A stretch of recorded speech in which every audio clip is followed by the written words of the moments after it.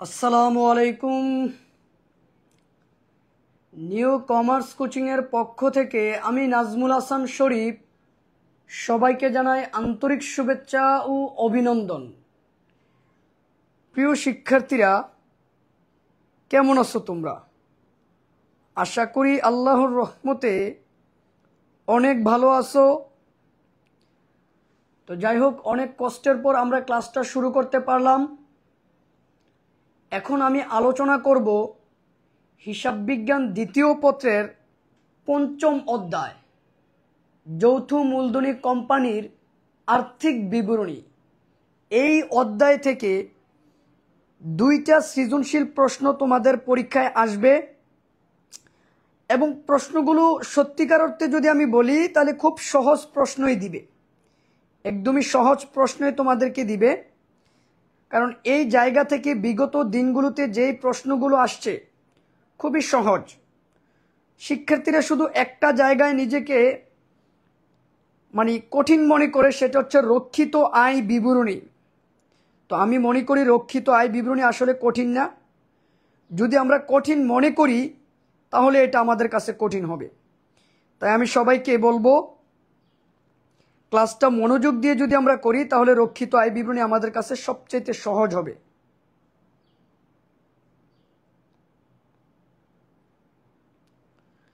যাই হোক, আমার কথাগুলো শুনতে পাচ্ছ কিনা সেটা আমাকে একটু জানিয়ে দাও।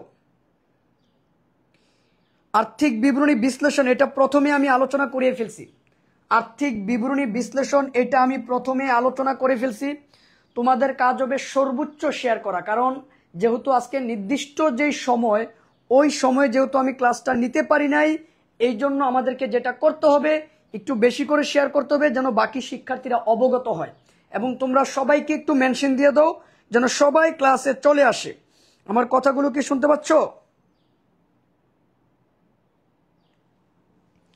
তো আমরা সময় আর কালক্ষেপণ করব না, আমরা কিন্তু সোজা প্রশ্নে চলে যাব।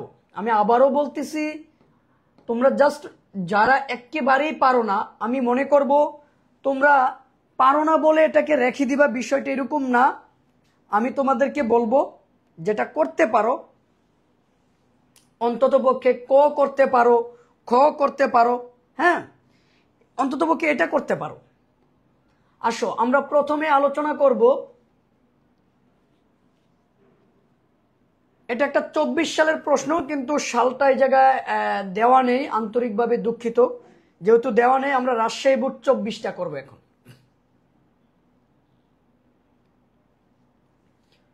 সবাই রাজশাহী বোর্ড 24 বাহির করো, সবাই কষ্ট করে রাজশাহী বোর্ড 24টা বাহির করো।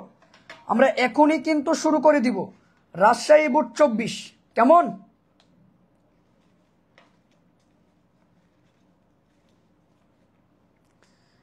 রাজশাহী বোর্ড 24। আমি সবাইকে অনুরোধ করব লিঙ্কটা একটু শেয়ার করে দাও, লিঙ্কটা একটু শেয়ার করে দাও। রাজশাহী বোর্ড 24, এই প্রশ্নটার ভিতরে দেখো যেই জিনিসগুলো আছে এইগুলোই তোমাদের সৃজনশীলে আসবে। বিলম্বিত বিজ্ঞাপনের পরিমাণ, নিট লাভ এত টাকা ধরে, রক্ষিত আয় বিবরণী, আর্থিক অবস্থার বিবরণীর মোট সম্পদের পরিমাণ। বিশ্বাস করো আর না করো, এই যে আমি এখন প্রশ্নটা সমাধান করাচ্ছি, এই প্রশ্নটার অনুরূপ প্রশ্ন তোমাদের পরীক্ষায় আগামীকাল থাকবে ইনশাল্লাহ। এই সময়ে তোমরা বুঝতে পারবা যে আজকে যেটা করছো আগামীকাল ঠিক এইরকম একটা অনুরূপ প্রশ্ন কিন্তু তোমরা পরীক্ষায় পেতে যাচ্ছ। তো যাই হোক প্রিয় শিক্ষার্থীরা, একটু খেয়াল করো, রাজশাহী বোর্ড 24, রাজশাহী বোর্ড 24, একটু প্রশ্নটা বাহির করো। না না, এই আর্থিক বিবরণীর যতটুকু অংশ তোমার হবে ততটুকু নাম্বার তুমি পাবা, যতটুকু তোমার হবে ততটুকু নাম্বার তোমাকে দেওয়া হবে। যারা ক্লাসে আসো অবশ্যই একটা লাইক, একটা শেয়ার 100% করতে হবে তোমাকে, যে অবশ্যই একটা করে শেয়ার করে দাও প্লিজ। ক্লাস মাত্র শুরু হয়েছে, ক্লাসটা মাত্র শুরু হয়েছে, তাহলে আমরা শুরু করলাম। দেখো Rajshahi board 24, NRS company limited, এটা যৌথ মূলধনী কোম্পানির আর্থিক বিবরণী। জি, আমরা ফিফুলিফু করাবো, ফিফুলিফু করাবো। আগে আমরা এই জায়গায় দুইটা অঙ্ক করব, তারপরে আমরা ফিফুলিফুর দুইটা অঙ্ক করব। আমাকে সময় দিতে হবে, একটু খেয়াল করো। দেখো আমরা সমন্বয়ের এন্ট্রিগুলো একটু পরে নিব। সমাপনী মজুত পণ্য মূল্যায়ন করা হয়েছে 1,85,000 টাকা, যার বাজার মূল্য 2,20,000 টাকা। তোমরা আমাকে একটু কমেন্ট করে জানাবা সমাপনী মজুত পণ্যর মধ্যে আমরা কোন টাকাটা নিব, যেটা কম এটা নাকি যেটা বেশি।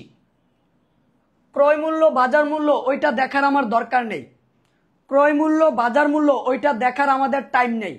আমরা সমাপনী মজুত পণ্যের কোন টাকাটা নিব, কমটা নিব না বেশিটা নিব, তোমরা একটু কমেন্ট করে আমাকে জানাবা। বিজ্ঞাপনের উদ্দেশ্যে বিনামূল্যে পণ্য বিতরণ 20,000 টাকা, যা হিসাবভুক্ত হয়নি। মোট বিজ্ঞাপন খরচকে পরপর 4টি আর্থিক বছরে সমন্বয় করে অবলোকন করতে হবে। পরপর 4টি বছর সমন্বয় করে অবলোকন করতে হবে। আচ্ছা, শেয়ার প্রতি 1 টাকা হারে লভ্যাংশ ঘোষণা করা হয়েছে। সাধারণ সঞ্চিতি তহবিলে 1 লক্ষ টাকায় উন্নতি করতে হবে। শ্রমিকদের মুনাফা অংশীদারিত্ব তহবিলে নিট লাভের 10% স্থানান্তর করতে হবে। এই হচ্ছে আমাদের প্রশ্ন। এবার ক নম্বর বলছি বিলম্বিত বিজ্ঞাপনের পরিমাণ বাইর করো। বিলম্বিত বিজ্ঞাপন জিনিসটা কি? বিলম্বিত বিজ্ঞাপন হচ্ছে বিজ্ঞাপনের যেই টাকাটা আমি বর্তমানে ব্যবহার করব না, ভবিষ্যতে ব্যবহার করব, ওইটাকে বিলম্বিত বিজ্ঞাপন বলে। তারা বলছে বিজ্ঞাপনের মোট যে খরচটা আছে না, ওই খরচটাকে 4টা ভাগে ভাগ করতে বলছে, 4টা ভাগে। আচ্ছা ওকে, ভালো কথা। আমরা অঙ্ক করব কয় বছরের? 1 বছরের। তাহলে বেশি দিছি কয় বছর? 3 বছর। এই যে 3 বছর আমি বেশি দিছি না, এই 3 বছরের টাকাটাই হবে আমার জন্য বিলম্বিত বিজ্ঞাপন। এইটা আগে ভালো করে বুঝো যে বিলম্বিত বিজ্ঞাপন কয় ভাগ হবে। এই জায়গায় বিলম্বিত বিজ্ঞাপন কয় ভাগ হবে? তারা বলছে বিজ্ঞাপন খরচটাকে 4টা ভাগ করবা, 4টা ভাগ। আচ্ছা আমরা অঙ্ক করি কয় বছর? প্রত্যেকটা ভাগ 1 বছর 1 বছর করে। তাহলে আমরা অঙ্ক করি 1 বছর, বেশি দিছি 3 বছর। ওই 3 বছরের টাকাটাই হচ্ছে আমাদের জন্য বিলম্বিত বিজ্ঞাপন। কি বিজ্ঞাপন? বিলম্বিত বিজ্ঞাপন। এবার দেখো আমরা কিভাবে বাহির করব। একটু কষ্ট করে শেষ পর্যন্ত থাকবা, আশা করি আমি সম্পূর্ণ জিনিসটা তোমাদেরকে বুঝাইতে পারবো।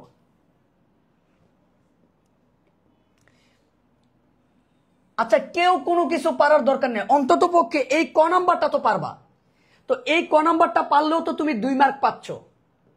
তাহলে তুমি যদি সম্পূর্ণ মার্কটা ছেড়ে দেওয়ার চিন্তা করো, আর কেউ যদি মনে করে না আমি 2 মার্ক পাবো, তো সে লাভবান না। বিবরণ টাকা টাকা, এই জায়গায় লিখে নিবা বিলম্বিত বিজ্ঞাপনের পরিমাণ।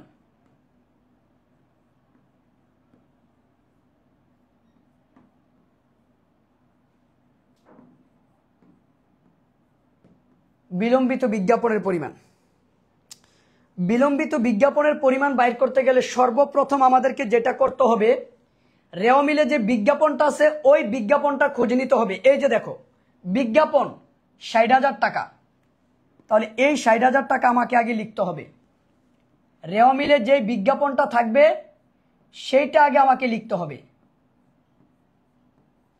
বিজ্ঞাপন 60,000 টাকা। এবার তার সাথে যোগ করবা ওই যে বিনামূল্যে পণ্য বিতরণ করছে সেটা যোগ করবা।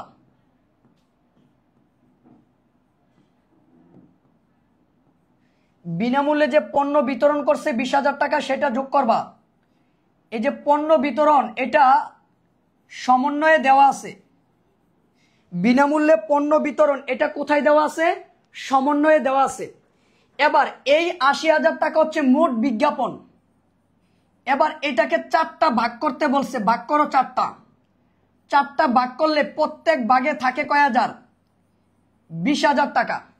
প্রত্যেক ভাগে থাকবে কয় হাজার? 20,000 টাকা। এই 20,000 টাকার মধ্যে আমরা চারটা ভাগ যে করলাম, এই যে 20,000 টাকার চারটা ভাগ এইরকম, এই যে দেখো 1 2 3 4। এবার এই যে চারটা ভাগ আমি করলাম, এই চারটা ভাগের মধ্যে আমরা অঙ্ক করি কয় ভাগ? 1 ভাগ। এই জায়গায় 1 ভাগ বলতে বুঝাচ্ছে 1 বৎসরকে, কারণ চারটা ভাগ মানে বলছে বিজ্ঞাপনের এই টাকাটা 4 বছর তুমি ব্যবহার করতে পারবা। তো আমরা অঙ্ক কিন্তু 4 বছরের করি না, অঙ্ক করি 1 বছর। তাহলে বেশি দিছি কয় বছর? এই 3 বছরের টাকা বেশি দিছি, আর এই যে 1 বছর এইটা আমার জন্য ব্যয়, এইটা আমার জন্য ব্যয়, বাকি 3 বছরের টাকা আমার জন্য কি? সম্পদ। তাহলে আমি বিলম্বিত বিজ্ঞাপনটা বাহির করতে গেলে এই জায়গায় আমি অবলোপনটা বাদ দিব। অবলোপন মানে যেটা তুমি খরচ করছো সেটা, মানে ব্যয়টাকে বুঝাচ্ছে। তাহলে অবলোপন কয় ভাগ? 1 ভাগ 20,000, আর ভবিষ্যতের জন্য রেখে দিবা কয় হাজার? 60,000। এই 60,000 টাকাই হচ্ছে বিলম্বিত বিজ্ঞাপন। এই 60,000 টাকাই হচ্ছে আমাদের জন্য কি? বিলম্বিত বিজ্ঞাপন। বলতো ক নম্বর প্রশ্নটা বুঝতে পারছো কিনা?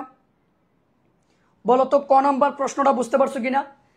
এই অবলোপন মানে হচ্ছে বিজ্ঞাপনের যেই টাকাটা তুমি বর্তমানে ব্যবহার করবা ওইটা অবলোপন, আর ভবিষ্যতে যেটা ব্যবহার করবা ওইটা বিলম্বিত বিজ্ঞাপন। আর বিলম্বিত বিজ্ঞাপন এটা আমাদের জন্য অলিক সম্পদ। বিলম্বিত বিজ্ঞাপন এটা আমাদের জন্য অলিক সম্পদ। বলতো বুঝতে পারছো কিনা?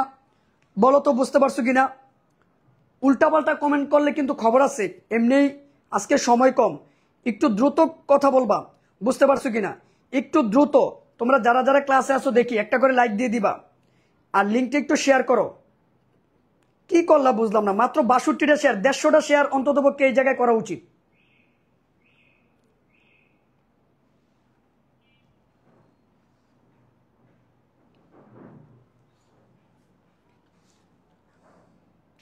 বুঝতে পারছো কিনা বলো? বুঝতে পারছো কিনা বলো? জি ধন্যবাদ। এবার খ নাম্বার প্রশ্নটা বলছে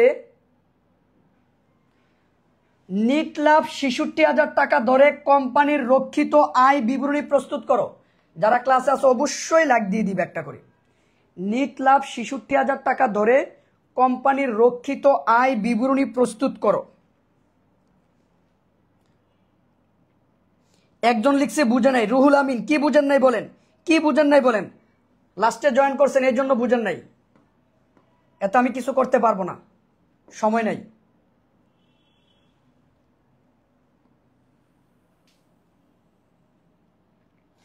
দেখেন এখন আমরা রক্ষিত আয় বিবরণী প্রস্তুত করব। কি প্রস্তুত করব? রক্ষিত আয় বিবরণী। রক্ষিত আয় বিবরণী আমি একটু আগে পেজে একটা ভিডিও পোস্ট করেছিলাম শুধুমাত্র আপনাদের বোঝার জন্য যে রক্ষিত আয় বিবরণী জিনিসটা কি। রক্ষিত আয় বিবরণী জিনিসটা হচ্ছে ভবিষ্যতে নিট মুনাফার কতটুকু অংশ সংরক্ষণ করব ওইটা বাহির করার জন্যই কিন্তু আমরা রক্ষিত আয় বিবরণীটা প্রস্তুত করি। রক্ষিত আয় বিবরণী প্রস্তুত করতে কোন কোন জিনিসগুলো লাগবে ওইটা কিন্তু আমি ভিডিওতে বলেছিলাম। বিবরণ, টাকা, টাকা। তাহলে রক্ষিত আয় বিবরণী করতে ঘর করবা কয়টা? 3টা। বিবরণ, টাকা, টাকা। প্রথমে এই জায়গায় লিখবা রক্ষিত আয় বিবরণীর প্রারম্ভিক উদ্বৃত্ত, এটা প্রশ্নে দেওয়া থাকবে। রক্ষিত আয় বিবরণীর প্রারম্ভিক উদ্বৃত্ত, এটা প্রত্যেকটা অঙ্কের প্রশ্নে দেওয়া থাকবে উদ্দীপকে। রক্ষিত আয় বিবরণীর প্রারম্ভিক উদ্বৃত্ত প্রশ্নে দেওয়া থাকবে। এই যে দেখো রক্ষিত আয় বিবরণীর জের 1/1/23 75,000 টাকা। কয় হাজার টাকা? 75,000 টাকা। এটা লিখবা এই যে এই জায়গায় লিখবা 75,000 টাকা। লিখার পর তার সাথে সবসময় যোগ করবা নিট লাভ। কি যোগ করবা? নিট লাভ যোগ করবা। নিট লাভ। এবার এই নিট লাভটা কোথায় দেওয়া থাকবে? এই যে দেখো নিট লাভটা দেখো তোমার সুন্দর করে বলে দিছে নিট লাভ 66,000 টাকা। কয় হাজার টাকা? 66,000 টাকা। এবার এই নিট লাভটা যোগ করবা।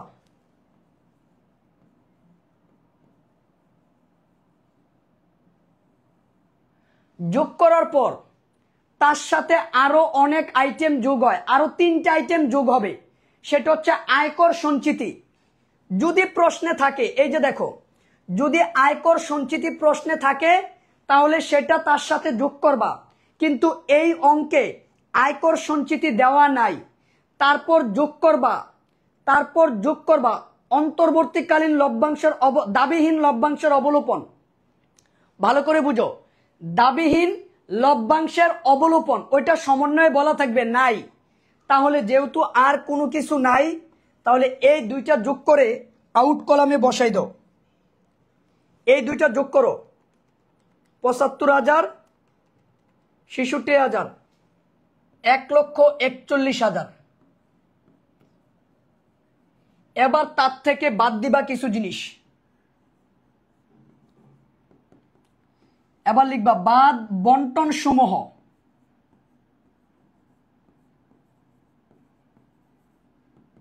বাদ বন্টন সমূহ, এই বন্টন সমূহের ভিতরে কি কি আসবে? এই বন্টন সমূহের ভিতরে কি কি আসবে? প্রথম কথা হচ্ছে আয়কর প্রদান আসবে। আয়কর প্রদান, এই যে দেখো আয়কর প্রদান, সরি এই অঙ্কে আয়কর সঞ্চিতি আছে। এই যে দেখো এই অঙ্কে আয়কর সঞ্চিতি আছে, আমরা আয়কর সঞ্চিতিটা যোগ করতে হবে। এই অঙ্কে আয়কর সঞ্চিতি আছে,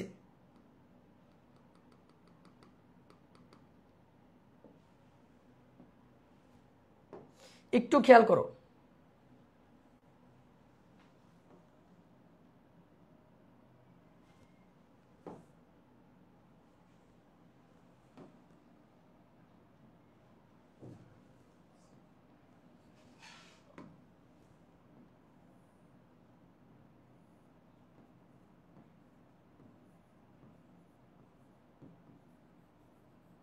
এই যে তার সাথে যোগ করব আমরা আয়কর সঞ্চিতি।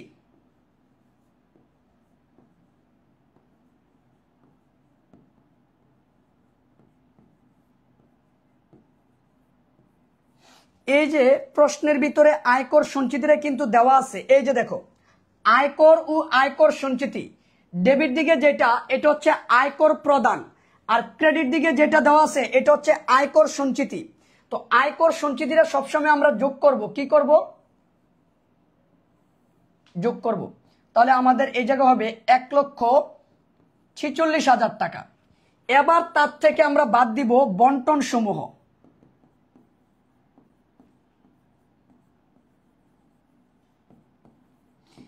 এই বন্টন সমূহের ভিতরে প্রথমে আসবে আয়কর প্রদান।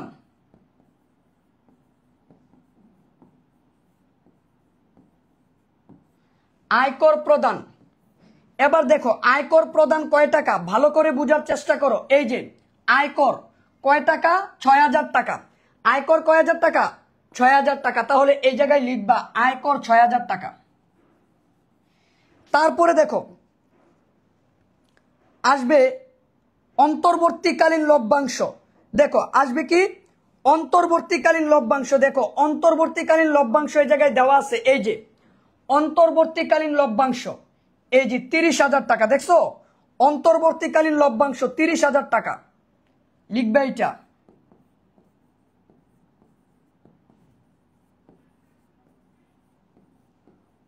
অন্তর্বর্তীকালীন লভ্যাংশ ৩০,০০০ টাকা।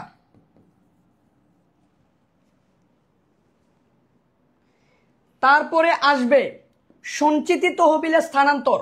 এটা সমন্বয়ে থাকবে, এটা সমন্বয়ে থাকবে। এই যে দেখো এই জায়গায় বলছে সাধারণ সঞ্চিতি তহবিল ১,০০,০০০ টাকায় উন্নীতি করতে হবে। এটার মানে কি? অর্থাৎ রেওয়া মিলে সাধারণ সঞ্চিতি কত আছে ওইটা দেখো। রেওয়া মিলে সাধারণ সঞ্চিতি আছে ৭০,০০০ টাকা। তারা বলছে এটাকে ১,০০,০০০ টাকা বানাইতে হবে। এই যে দেখো এই যে রেওয়া মিলে সাধারণ সঞ্চিতি আছে ৭০,০০০ টাকা, তারা বলছে এটাকে ১,০০,০০০ টাকা বানাইতে হবে, মানে উন্নতি করতে হবে, বৃদ্ধি করতে হবে। এবার তুমি বলো তো ১,০০,০০০ টাকা বানাইতে হলে এই ৭০,০০০ টাকার সাথে আরো কত টাকা স্থানান্তর করতে হবে? ৩০,০০০ টাকা স্থানান্তর করতে হবে। তাহলে সঞ্চিতি তহবিলে স্থানান্তর কয় হাজার টাকা? ৩০,০০০ টাকা। সঞ্চিতি তহবিলে স্থানান্তর কত? 30,000 টাকা। তাহলে এটা লিখবে এই জায়গায়, সঞ্চিতি তহবিলে স্থানান্তর 30,000 টাকা। তারপরে বসবে প্রস্তাবিত লভ্যাংশ। বলো সঞ্চিতি তহবিলে স্থানান্তর লিখার পরে আসো প্রস্তাবিত লভ্যাংশ। প্রশ্নে বলা আছে শেয়ার প্রতি 1 টাকা হারে লভ্যাংশ ঘোষণা করা হয়েছে, অর্থাৎ প্রত্যেকটা শেয়ারে 1 টাকা করে লভ্যাংশ দেওয়া হবে। তাহলে দেখো তো শেয়ার কয়টা, তুমি প্রশ্নের দিকে তাকাও, শেয়ার কয়টা? এই যে 60,000 শেয়ার। এই 60,000 শেয়ারে যদি 1 টাকা করে লভ্যাংশ দেওয়া হয় তাহলে মোট শেয়ারে কয় টাকা লভ্যাংশ দিবা? 60,000 টাকা। তাহলে প্রস্তাবিত লভ্যাংশ হচ্ছে 60,000 টাকা। তাহলে এই জায়গায় লিখব প্রস্তাবিত লভ্যাংশ। প্রস্তাবিত লভ্যাংশ 60,000। এবার এই সবগুলো যোগ করো, এবার এই সবগুলো যোগ করো। 1,20,000, 1,26,000 সবগুলো যোগ করলে হবে কত? 1,26,000। এবার আমরা 1,46,000 টাকা থেকে 1,26,000 টাকা কি করব? বিয়োগ করব। কি করব? আমরা বিয়োগ করব। ও আরেকটা তহবিলে স্থানান্তর আছে, সরি দাঁড়াও, প্রশ্নে আরেকটা জিনিস রয়ে গেছে, প্রশ্নে আরেকটা জিনিস রয়ে গেছে, একটু খেয়াল করো। প্রশ্নে আরেকটা জিনিস রয়ে গেছে, এই যে দেখো শ্রমিকদের মুনাফার অংশীদারিত্ব তহবিলে নিট লাভের 10% স্থানান্তর করতে হবে। অর্থাৎ যতগুলো তহবিলে স্থানান্তর থাকবে সবগুলোই কিন্তু আমাদেরকে লিখতে হবে। যতগুলো তহবিলে স্থানান্তর থাকবে সবগুলোই কিন্তু আমাদেরকে লিখতে হবে। তাহলে এই যে দেখো নিট মুনাফার, তাহলে নিট মুনাফা 66,000 টাকা, নিট মুনাফা 66,000 টাকা, তার 10%, তাহলে তার 10% মানে কত? 6,600 টাকা। তার মানে এই 6,600 টাকা আমাদের শ্রমিকদের তহবিলে স্থানান্তর করতে হবে। এই যে শ্রমিকদের মুনাফা অংশীদারিত্ব তহবিলে নিট লাভের 10% স্থানান্তর করতে হবে, নিট লাভের। তাহলে আমরা এই জায়গায় লিখব শ্রমিকদের তহবিলে স্থানান্তর, তহবিলে স্থানান্তর 6,600 টাকা। এবার ঠিক আছে, এবার দেখো তো ঠিক আছে কিনা। হ্যাঁ, 1,26,000 তার সাথে যোগ করব 6,600, তাহলে আসবে 1,32,600। এবার আমরা উপরেটা থেকে বিয়োগ করব, তাহলে আসবে 13,400। এটাই হচ্ছে রক্ষিত আয় বিবরণীর সমাপনী উদ্বৃত্ত। রক্ষিত আয় বিবরণীর সমাপনী উদ্বৃত্ত।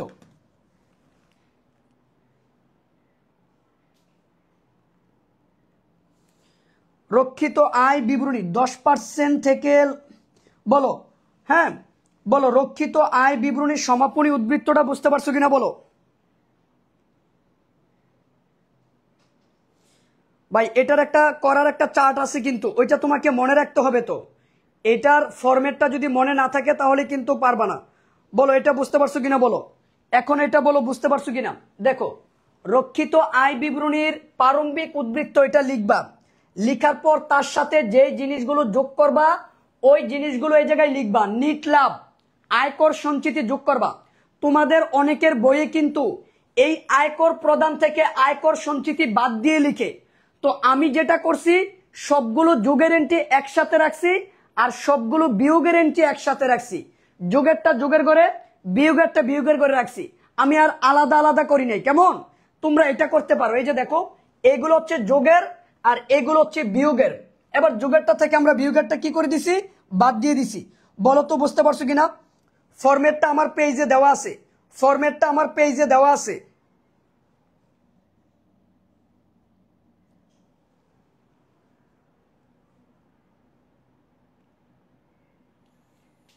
এবার কোম্পানির আর্থিক অবস্থার বিবরণীর মোট সম্পদের পরিমাণ বাইর করতে বলছে। তাহলে চলো আমরা মোট সম্পদের একটা ঘর করব। এখন শুধু মোট সম্পদটা বাহির করবো আমরা, আর কিছু না।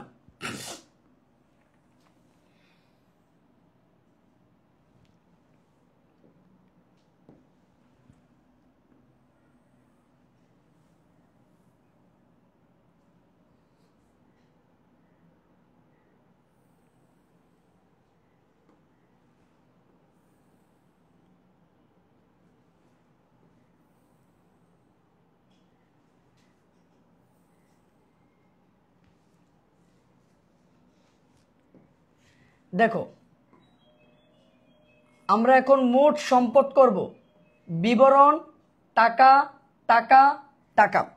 এবার এই মোট সম্পদটা করার সময় আমাকে যেটা করতে হবে সেটা হচ্ছে আমরা কি তারল্যের ভিত্তিতে করব নাকি স্থায়িত্বের ভিত্তিতে করব।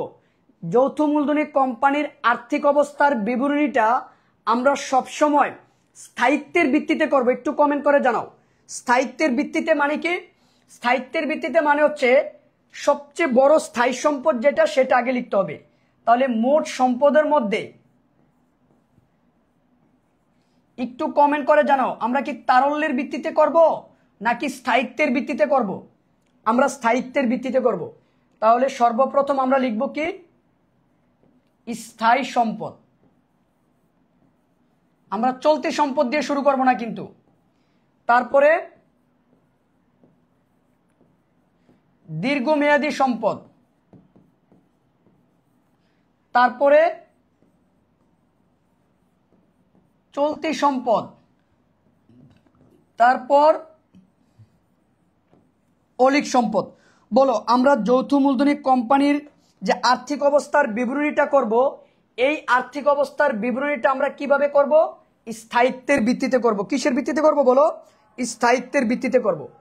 এই জিনিসটা তোমাকে মাথায় রাখতে হবে যে যৌথ মূলধনী কোম্পানির আর্থিক অবস্থার বিবরণীটা আমরা স্থায়িত্বের ভিত্তিতে করব। অর্থাৎ স্থায়ী সম্পদ আগে লিখব, তারপরে লিখব দীর্ঘমেয়াদী সম্পদ, তারপরে লিখব চলতি সম্পদ, তারপরে লিখব অলিক সম্পদ। বাট এক মালিকানা ব্যবসা মানে প্রথম পত্রের আর্থিক বিবরণীর ক্ষেত্রে আমরা তারল্যের ভিত্তিতে করেছিলাম, চলতি সম্পদ, দীর্ঘমেয়াদী, স্থায়ী, অলিক, তাই না? এটা একটু অন্যভাবে করবা। আচ্ছা এবার আসো আমরা তাহলে এই জায়গায় হেডলাইন করি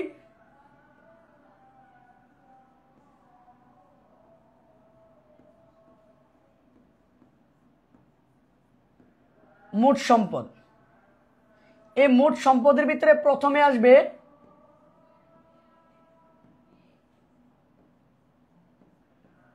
স্থায়ী সম্পদ। এবার আমরা দেখব স্থায়ী সম্পদগুলো কি কি আছে। দেখো স্থায়ী সম্পদগুলো কি কি আছে। এই যে দেখো অফিস সরঞ্জাম, ইজারা সম্পদ, এগুলো আমাদের জন্য স্থায়ী সম্পদ। এই যে দেখো অফিস সরঞ্জাম ইজারা সম্পদ, এই যে অফিস সরঞ্জাম 90,000 টাকা। তাহলে লিখো অফিস সরঞ্জাম 90,000।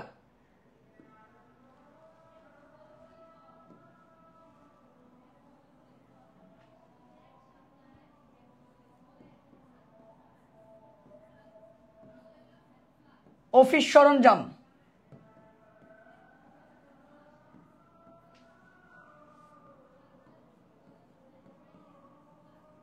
90,000 টাকা।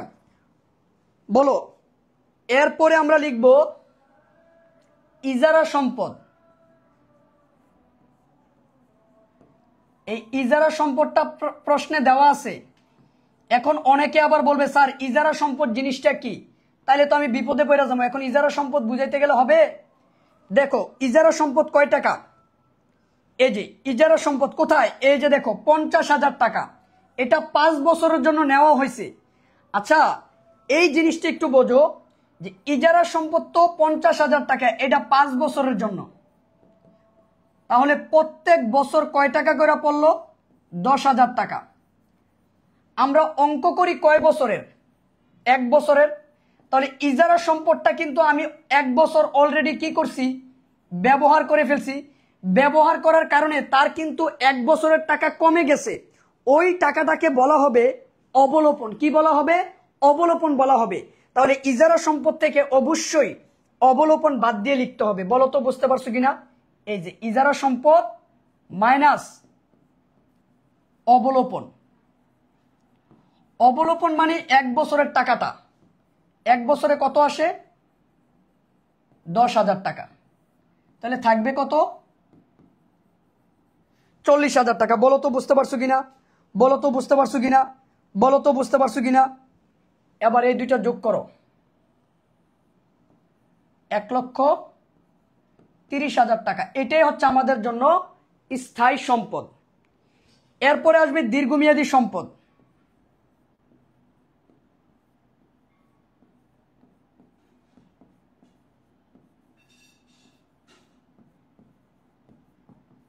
দেখো দীর্ঘমেয়াদী সম্পদ এই প্রশ্নে দেওয়া আছে, তুমি জাস্ট একটু প্রশ্নের দিকে লক্ষ্য করো। এই যে দেখো বিনিয়োগ 12%, 1,50,000 টাকা।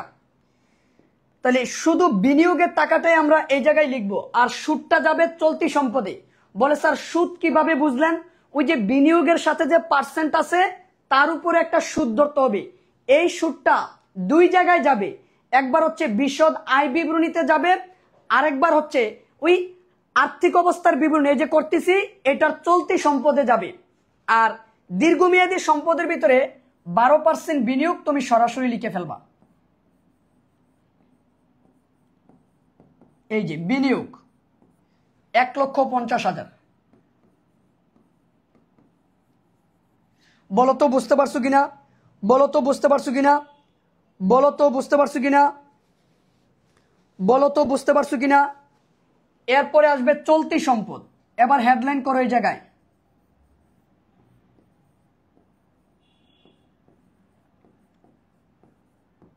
এবার দেখো চলতি সম্পদে কি কি আইটেম আসবে, চলতি সম্পদে কি কি আসবে দেখো, আমরা একটু দেখি চলতি সম্পদে কি কি আছে। এই যে প্রাপ্য হিসাব আছে, নগদ ও ব্যাংক উদ্বৃত্ত আছে। যে প্রাপ্য হিসাব 2 লাখ, নগদ ও ব্যাংক উদ্বৃত্ত 69,000। ওকে লিখো।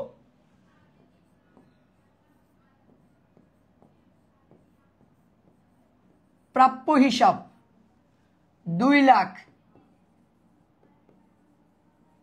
নগদ ও ব্যাংক উদ্বৃত্ত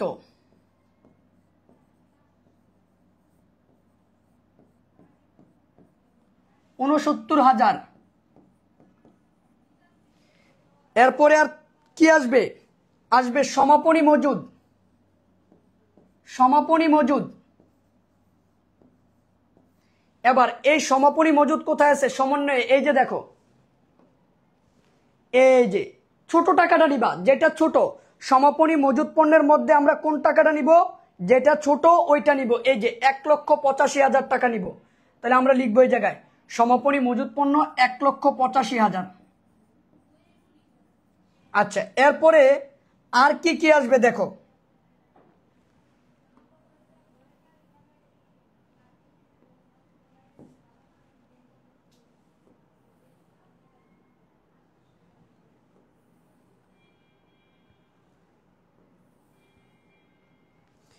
আসবে বিনিয়োগের সুদ। বলো তো এই পর্যন্ত বুঝতে পারছো কিনা, এই পর্যন্ত বুঝতে পারছো কিনা বলো। এই যে দেখছো 12% বিনিয়োগ 1,50,000 টাকা, দেখছো এই 12% যে বিনিয়োগ আছে এই বিনিয়োগের উপরে সুদ ধরতে হবে। এই যে 1,50,000, এটার উপরে 12% ধরবা। 1,50,000 টাকার উপরে 12% ধরলে কত হয় বলো?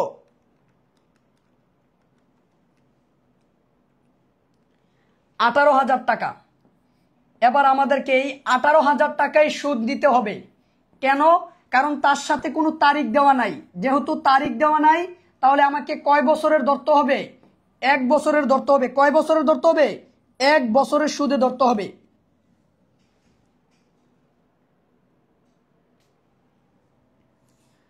বলো সুদটা বুঝতে পারছো কিনা বলো তো। যারা আর্থিক বিবরণী দিবা না তোমরা অযথা অন্যজনকে ডিস্টার্ব করো না। তাহলে এই জায়গায় লিখবা বকেয়া বিনিয়োগের সুদ।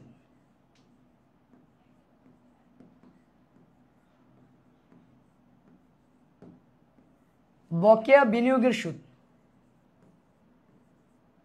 18,000 টাকা। এবার আমার চলতি সম্পদে যা যা ছিল সব আমি লিখে ফেলছি। এবার চলতি সম্পদে আমার যা যা ছিল সবই আমি লিখে ফেলছি। বলো এই সমাপনী মজুদ পণ্য বিয়োগ হবে কেন? চলতি সম্পদে সমাপনী মজুদ পণ্য বিয়োগ হয়, কে বলছে? চলতি সম্পদে সমাপনী মজুদ পণ্য বিয়োগ হবে কেন? এই জায়গায় 18,000, তাহলে চলতি সম্পদ হবে 4,72,000। এটাই হচ্ছে টোটাল চলতি সম্পদ। এটাই হচ্ছে কি টোটাল চলতি সম্পদ। আচ্ছা, তারপরে হেডলাইন করো। এবার আমরা লিখবো এই জায়গায় অলিক সম্পদ।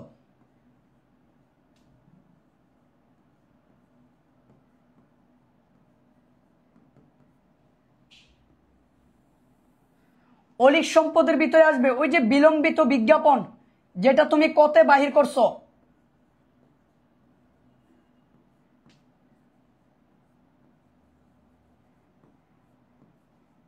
বিলম্বিত বিজ্ঞাপন 60,000 টাকা। এরপরে অলিক সম্পদে আরো একটা জিনিস আসবে, দেখো তো, এই যে প্রাথমিক খরচ দেখছো 28,000 টাকা। এই প্রাথমিক খরচ এটাও কিন্তু একটা অলিক সম্পদ।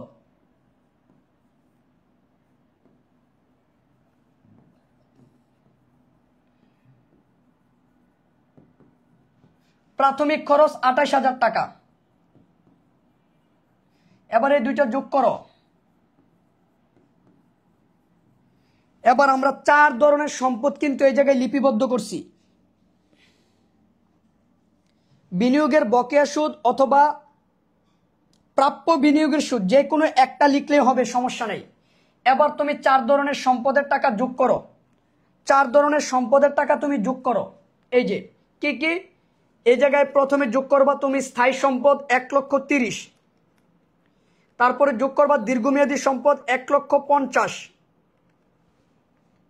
তারপরে চলতি সম্পদ যোগ করবা, তারপর অলিক সম্পদ যোগ করবা, তাহলে আসবে 8,40,000। এইটাই হবে আমাদের জন্য মোট সম্পদ। এখন তোমরা আমাকে বলো মোট সম্পদটা বুঝতে পারছো কিনা।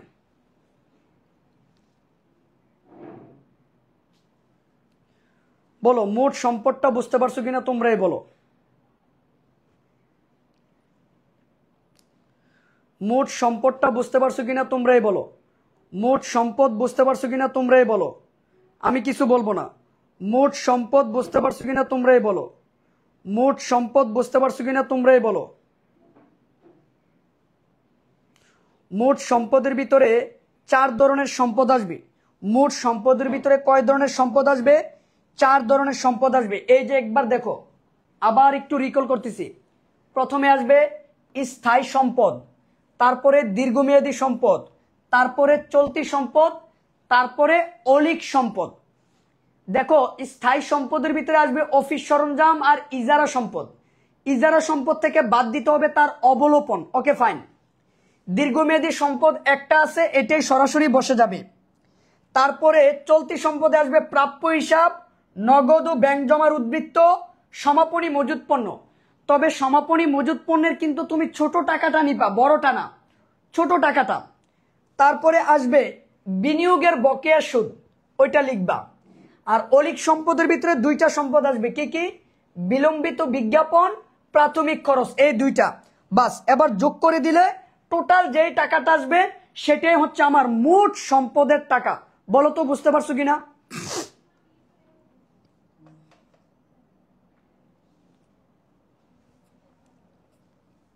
জি, অষ্টম অধ্যায় করাবো, অষ্টম অধ্যায় করাবো, টেনশন নিও না। আচ্ছা, এবার আসো আমরা আরেকটা প্রশ্নে চলে যাই। যশোর বোর্ড 24, দেখো আমরা যশোর বোর্ড 24 ধরবো।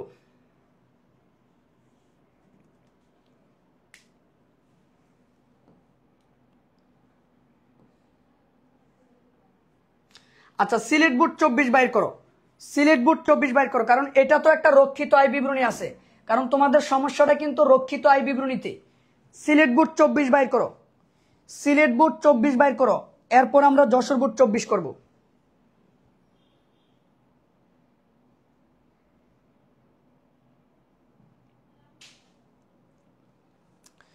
সিলেট বুট 24 বাইর করো, সিলেট বুট 24 বাইর করো। একজনে প্রশ্ন করছো বিনিয়োগের বকেয়া সুদ আসলো কোত্থেকে। মনে রাখবা বিনিয়োগের সাথে যদি পার্সেন্ট থাকে, এই যে এই টাইপের, এই যে বিনিয়োগের সাথে যদি পার্সেন্ট থাকে তাহলে তার উপরে সুদ ধরতে হবে। আর এই সুদটা দুই জায়গায় যাবে, একবার হচ্ছে বিশদ আয় বিবরণীতে যাবে, আরেকবার চলতি সম্পদে যাবে। এটাই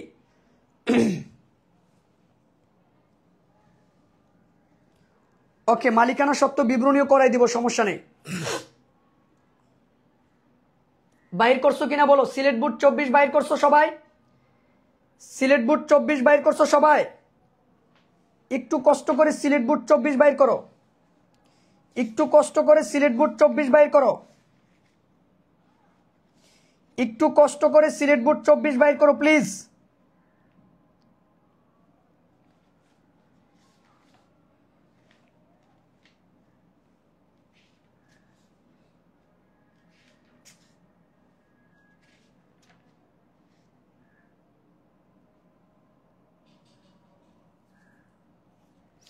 বিনিয়োগের সুদ চলতি সম্পদ কোন ভাই, বিনিয়োগের বকেয়া সুদ চলতি সম্পদ।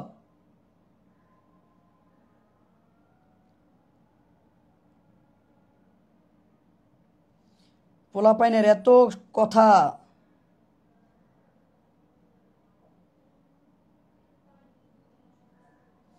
এই যে দেখো প্রশ্নটা দেখো, সিলেট বুট 24 এটা বাইর করবা সবাই। সমন্বয়ের এন্ট্রিগুলো একটু পড়ো। সমাপনী মজুদ পণ্য মূল্যায়ন করা হয়েছে 60,000 টাকা, যার মধ্যে 5,000 টাকা বিক্রিত পণ্য আছে যা সরবরাহ করা হয় নাই। সঞ্চিতি তহবিলে 12,000 টাকা স্থানান্তর করো। দালান কোটার উপরে 5% অবচয় ধার্য করো। কারিগরি জ্ঞান 10 বছরের জন্য। প্রাপ্য হিসাবের 5% অনাদায় পাওনা সঞ্চিতি ধার্য করো।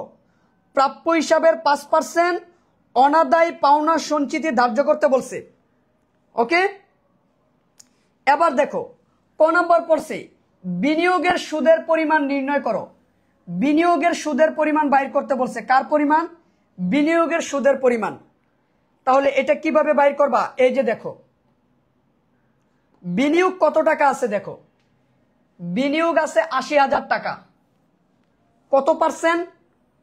15%। তুমি বিনিয়োগ করছো 2023 সালের জানুয়ারি মাসের 1 তারিখ, তাহলে তোমাকে সুদ দিতে হবে 12 মাসের।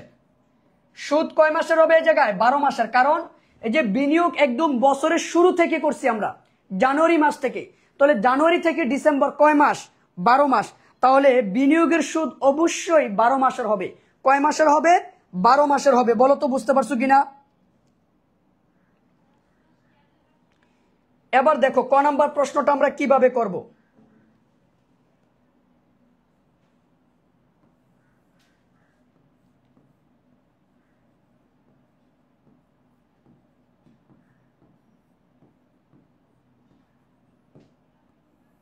বিনিয়োগের সুদ দেখো, বিনিয়োগ কয় টাকা দেওয়া আছে? 80,000। 15%। আচ্ছা 80,000-এর 15% কত বলো তো?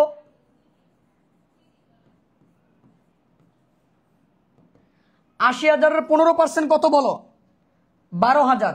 তাহলে এই 12,000 টাকা হবে আমাদের জন্য বিনিয়োগের সুদ। এটাই উত্তর, শেষ। এটাই উত্তর। দেখছো এই বিনিয়োগের সুদটা দুই জায়গায় যাবে। এই সুদটা দুই জায়গায় যাবে। একবার হচ্ছে অন্যান্য আয়ের ভিতরে যাবে। যদি বিশদ আয় বিবরণী করতে বলতো তাহলে আমরা অন্যান্য আয়ের ভিতরে বসাইতাম। আরেকবার যাবে চলতি সম্পদের ভিতরে। কার ভিতরে? চলতি সম্পদের ভিতরে। কারণ বিনিয়োগের সাথে পার্সেন্ট থাকা মানে বুঝতে হবে ওই বিনিয়োগের সুদটা বকে আছে। কি আছে? বকে আছে। তাই এটা দুই জায়গায় যাবে। একবার অন্যান্য আয়ের ভিতরে যাবে, আরেকবার চলতি সম্পদের ভিতরে যাবে। একবার অন্যান্য আয়ের ভিতরে যাবে, আরেকবার চলতি সম্পদের ভিতরে যাবে। দেখো এই অঙ্কটার পুরোটা তোমার পারার দরকার নেই, যারা একেবারেই বুঝো না। তো তুমি কি এই ক নাম্বারটা পারবা না? তো শুধু ক নাম্বারটা দাও না, এই ক নাম্বারটা দিলে তুমি কত পাইবা? 2 পাইবা। তো 2 পাওয়াটা কি ভালো না? অনেক সময় তো 2 এর জন্যও কিন্তু পরীক্ষায় ফেল আসে, আবার 2 এর জন্যও কিন্তু A+ ছুটে যায়। তাহলে এই 2 যদি আমি নিতে পারি তাহলে খারাপটা কি? আমি যতটুক পারবো ততটুকুই দিব, যতটুক পারবো না, না পারলে নাই। সম্পূর্ণটা পারতে হবে এমন কোনো কথা না, যতটুক পারবা ততটুকের নাম্বার তুমি পাবা। বলো এটা বুঝতে পারছো কিনা? বলো তো বুঝতে পারছো কিনা? বলো তো এটা বুঝতে পারছো কিনা? বলো তো এটা বুঝতে পারছো কিনা? এবার আসো খ নাম্বার কি বলছে দেখো। নিট লাভ 89,500 টাকা দরে রক্ষিত আয় বিবরণী প্রস্তুত করো। দেখো রক্ষিত আয় বিবরণী কিভাবে প্রস্তুত করবা, আবার ভালো করে বুঝো।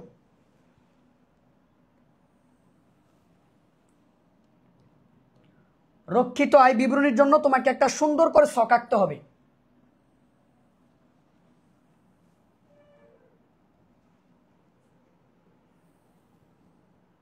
বিবরণ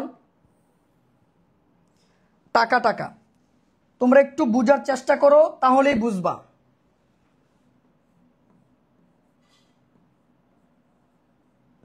যারা ক্লাসে আসো অবশ্যই একটু জানিয়ে দিবা যে ক্লাসে আসো। বিবরণ টাকা টাকা। আচ্ছা এবার বুঝো, রক্ষিত আয় বিবরণী করতে গেলে কি কি আসবে? যোগের কিছু এন্ট্রি আসবে আর বিয়োগের কিছু এন্ট্রি আসবে। এই ফরম্যাটটা মনে রাখা খুব সহজ। আমার পেজে আমি এটা নিয়ে একটা ভিডিও আপলোড দিছি ফরম্যাটটা নিয়ে, যেন তোমরা বুঝতে পারো। প্রথমে আসবে রক্ষিত আয় বিবরণীর একটা প্রারম্ভিক উদ্বৃত্ত, এটা প্রত্যেকটা অঙ্কে দেওয়া থাকবে। রক্ষিত আয় বিবরণীর প্রারম্ভিক উদ্বৃত্ত,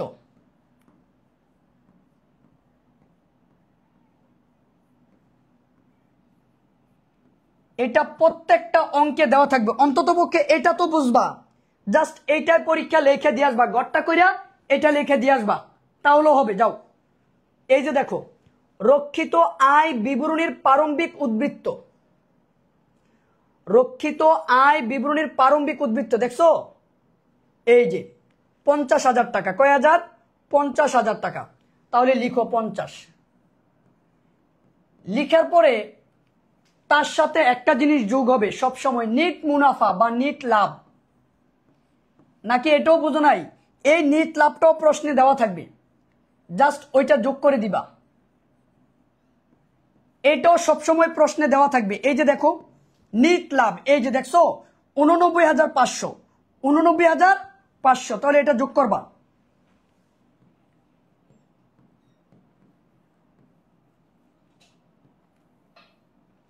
তাহলে কত হবে? চলো আমরা যোগ করি। 50,000 যোগ করব 89,500, আসবে 1,39,500। এবার তার সাথে আমরা যোগ করব আয়কর সঞ্চিতি। এই অঙ্কে আয়কর সঞ্চিতি আছে কিনা আগে দেখে নাও। এই যে দেখো আয়কর ফেরত আছে, আয়কর সঞ্চিতি আগে আছে কিনা দেখো। না, আয়কর সঞ্চিতি নাই। তাহলে আয়কর ফেরত কিন্তু আছে, আবার আয়কর আছে। শুধু আয়করকে তোমরা আয়কর সঞ্চিতি মনে করিও না। আয়কর সঞ্চিতি লেখাই থাকবে আয়কর সঞ্চিতি, টাকাটা ক্রেডিট পাশে থাকবে। কিন্তু এই জায়গায় আছে আয়কর ফেরত 2,000 টাকা। আয়কর সঞ্চিতিও যোগের ঘরে বসবে, আয়কর ফেরত থাকলেও যোগের ঘরে বসবে। আর শুধু আয়কর, এটা বিয়োগের ঘরে বসবে।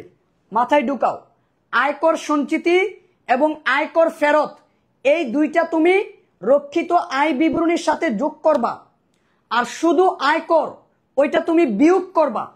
তাহলে এই যে দেখো আয়কর ফেরত, এটা যোগ করো। যেহেতু আয়কর সঞ্চিতি নাই তাহলে এটা বাদ।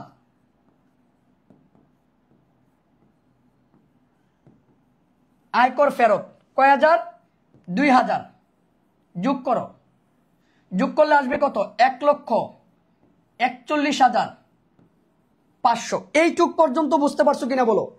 এইটুক পর্যন্ত বুঝতে পারছো কিনা বলো? এবার তুমি তার থেকে বাদ দিবা বিয়োগের এন্ট্রিগুলো। এটাকে বলা হয় বন্টন সমূহ।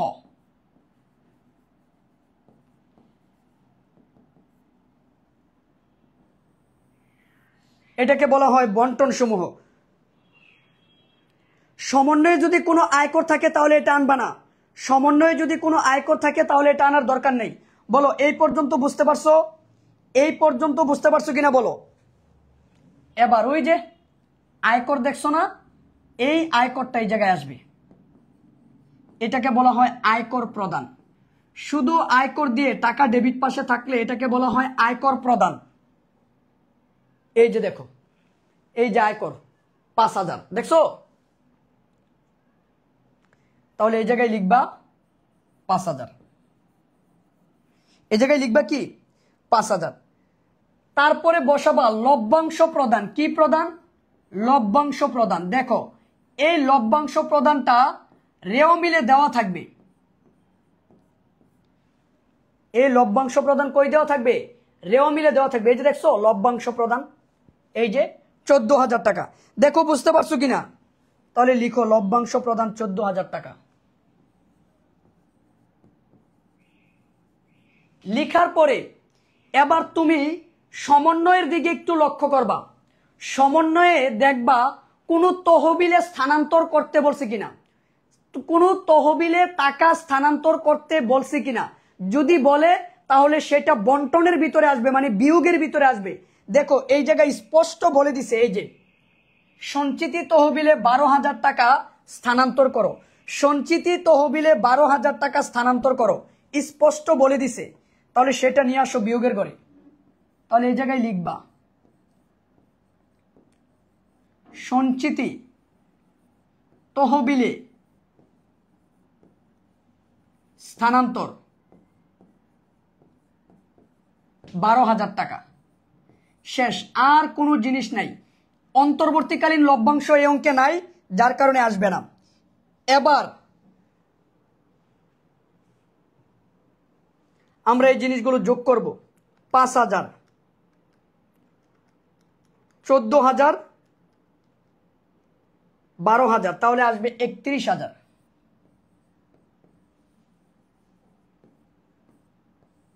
এবার এই টাকাটা বিয়োগ করো, এই টাকাটা বিয়োগ করো।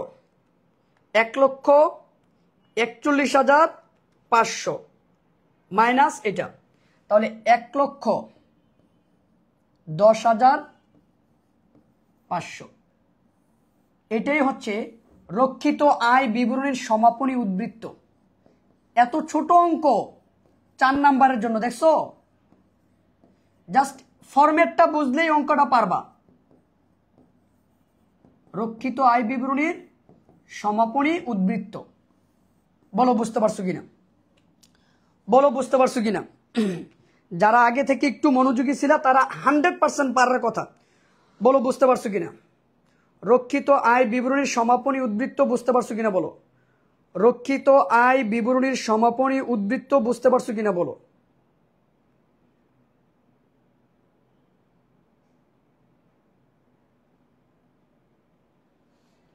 রক্ষিত আয় বিবরণীর সমাপনী উদ্বৃত্ত বুঝতে পারছো কিনা বলো। রক্ষিত আয় বিবরণীর সমাপনী উদ্বৃত্ত বুঝতে পারছো কিনা বলো। রক্ষিত আয় বিবরণীর সমাপনী উদ্বৃত্ত বুঝতে পারছো কিনা বলো।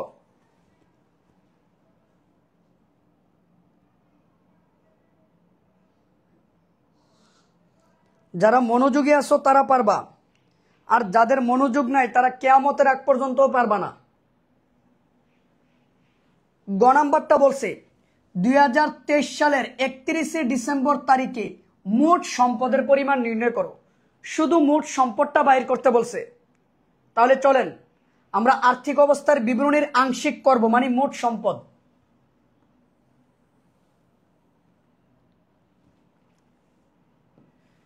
এবার বলেন, যখন আপনি দ্বিতীয় পত্র মানে যৌথ মূলধনী কোম্পানির আর্থিক বিবরণী করবেন তখন আপনি এটাকে কিভাবে সাজাবেন? তারল্যের ভিত্তিতে নাকি স্থায়িত্বের ভিত্তিতে? বলেন।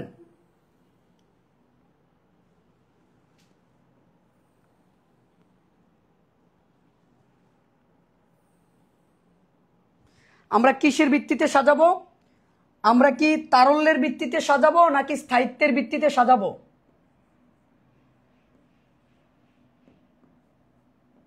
বিবরণ, টাকা টাকা টাকা। বলেন আমরা কি তারল্যের ভিত্তিতে সাজাবো নাকি স্থায়িত্বের ভিত্তিতে সাজাবো? একটু একটু ক্লিয়ার করবেন আমাকে। আমরা কি তারল্যের ভিত্তিতে সাজাবো নাকি স্থায়িত্বের ভিত্তিতে সাজাবো বলেন। ওকে, তাহলে এই জায়গায় হেডলাইন করেন,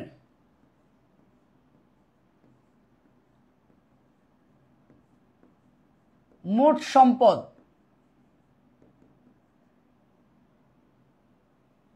এই মোট সম্পদ থেকে আমরা বাদ দিব, প্রথমে নিয়ে আসবো স্থায়ী সম্পদ।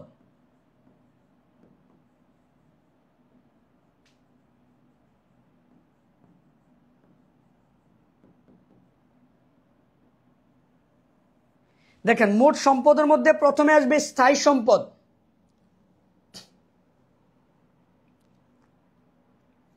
এবার দেখেন তো স্থায়ী সম্পদের ভিতরে কি কি আসবে। স্থায়ী সম্পদের ভিতরে কি কি আসবে? দালান কোঠা, এটা আমাদের জন্য স্থায়ী সম্পদ। আবার সমন্বয়ে বলছে দালান কোঠার উপরে 5% অবচয় ধার্য করতে হবে, তাহলে এই অবচয়টা বাদ দিয়ে লিখতে হবে। কিন্তু এই যে দেখেন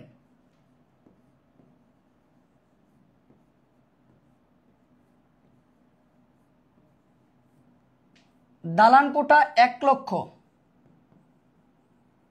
তার উপরে 5% অবচয় ধরলে আসবে 5000, আর ওই অবচয়টাকে কি করতে হবে? বাদ দিয়ে লিখতে হবে।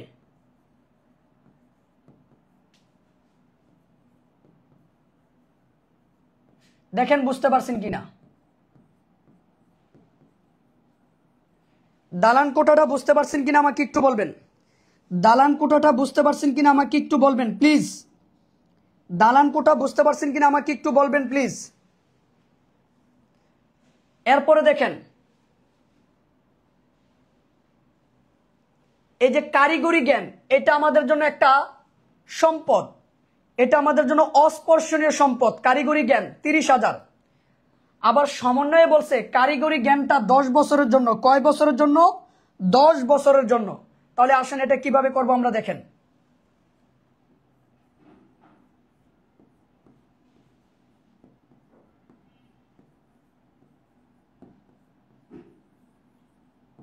কারিগরি জ্ঞান 30,000 টাকা, এটা 10 বছরের জন্য। তাহলে 1 বছরের টাকাটাকে অবলোপন হিসাবে ধরতে হবে। কি হিসাবে ধরতে হবে? অবলোপন হিসাবে ধরতে হবে। তাহলে এক কাজ করো, এই 30,000কে তুমি 10 দ্বারা ভাগ করো।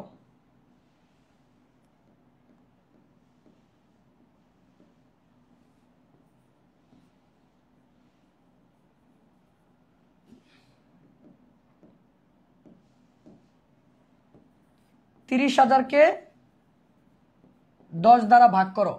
ভাগ করলেই তুমি পেয়ে যাবা 1 বছরের টাকা। ওইটাকে তোমার বাদ দিয়ে দিতে হবে। তাহলে থাকবে কত? 27,000 টাকা। এই 27,000 টাকা হচ্ছে আমাদের জন্য কারিগরি জ্ঞানের টাকা। বলো তো বুঝতে পারছো কিনা? বলো তো বুঝতে পারছো কিনা? এবার এই দুইটা যোগ করে দিবা।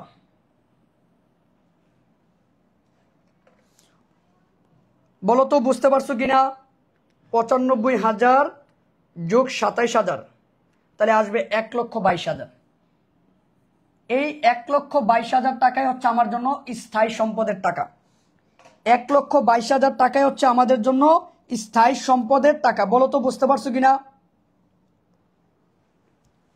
এরপর আমরা লিখব দীর্ঘমেয়াদী সম্পদ।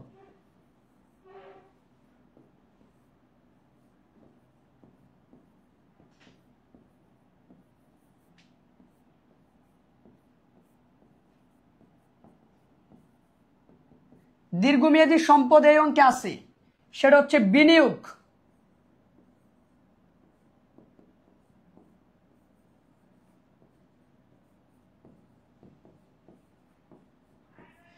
এই যে দেখেন বিনিয়োগ, দীর্ঘমেয়াদী সম্পদ কোনটা? সেটা হচ্ছে এই যে 15% বিনিয়োগ, 80,000 টাকা। তাহলে এই জায়গায় 15 দিয়ে দিবে এটাকে। 15% বিনিয়োগ 80,000 টাকা সরাসরি বসে যাবে। 15% বিনিয়োগ 80,000 টাকা, এটাকে সরাসরি বসিয়ে দিতে হবে। বলো তো বুঝতে পারছো কিনা? বলো তো বুঝতে পারছো কিনা? আজকেও কিন্তু 2-1 ব্লক করতে হবে। তারপরে আমরা লিখব চলতি সম্পদ।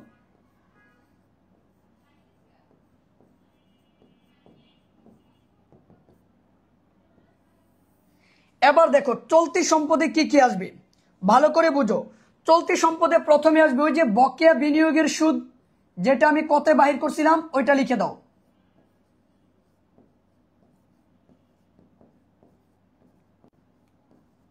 বকেয়া বিনিয়োগের সুদ, আমাদের চলতি সম্পদে বকেয়া বিনিয়োগের সুদ কয় টাকা আসছিল? এই যে দেখো, বকেয়া বিনিয়োগের সুদ আসছিল 12,000 টাকা। তাহলে এই 12,000 টাকা কিন্তু আমাকে এখন কি করতে হবে? লিখতে হবে। এই যে তাহলে চলতি সম্পদে আসবে বকেয়া বিনিয়োগের সুদ। আমি 15% দিছি, এই জায়গায় 15% দিছি এটাকে। আচ্ছা, এরপরে চলতি সম্পদের ভিতরে কি কি আসবে বলো তোমরা, বলো তো। তারপর চলতি সম্পদের ভিতরে কি কি আসবে?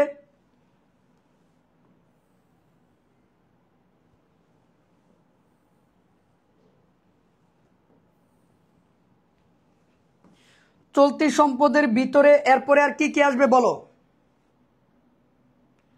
সমাপনী মজুত পণ্য আসবে।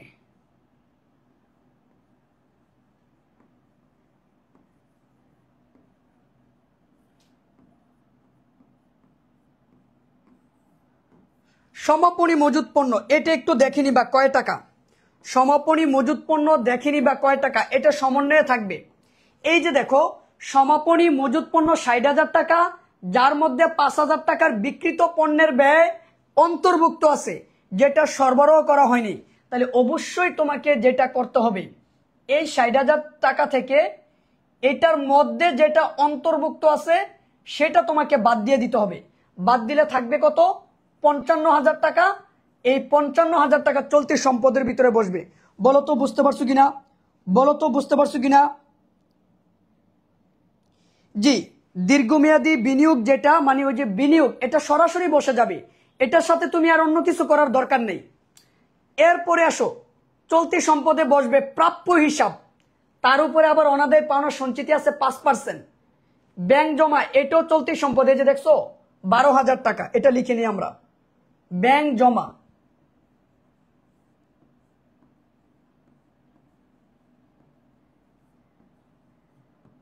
ব্যাংক জমা 12,000, এটাও আমাদের জন্য চলতি সম্পদ। তারপরে প্রাপ্য হিসাব, ওইটা আমাদের জন্য চলতি সম্পদ হবে।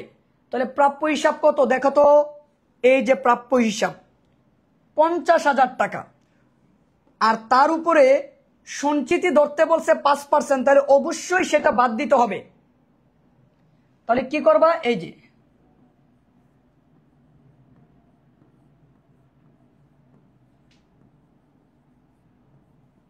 প্রাপ্য হিসাব 50,000, তার থেকে বাদ দিবা নতুন অনাদায়ী পাওনা সঞ্চিতি, এটা সমন্বয়ে আছে তো, তাই তোমাকে বাদ দিতে হবে। এবার কয় পার্সেন্ট বাদ দিবা? 5%। তাহলে ধরো তার উপরে 5%, এই যে এই জায়গায় দেখাইতে পারো, এই যে। তাহলে কত আসে দেখো তো, 50,000 টাকার উপরে আমি যদি 5% ধরি, তাহলে আমার কত আসবে? 2,500 টাকা। এবার এই 2,500 টাকা আমাকে এই জায়গায় বাদ দিতে হবে। বলো বুঝতে পারছো কিনা? তাহলে চলতি সম্পদে যা যা বসার কথা আমরা সবগুলো কিন্তু বসিয়ে দিলাম। এবার যোগ করি, আমাদের এই পাশে কত আছে চলতি সম্পদ? 12,000, 55,000, ব্যাংক জমা 12,000, 47,500, তাহলে আসবে 1,26,500।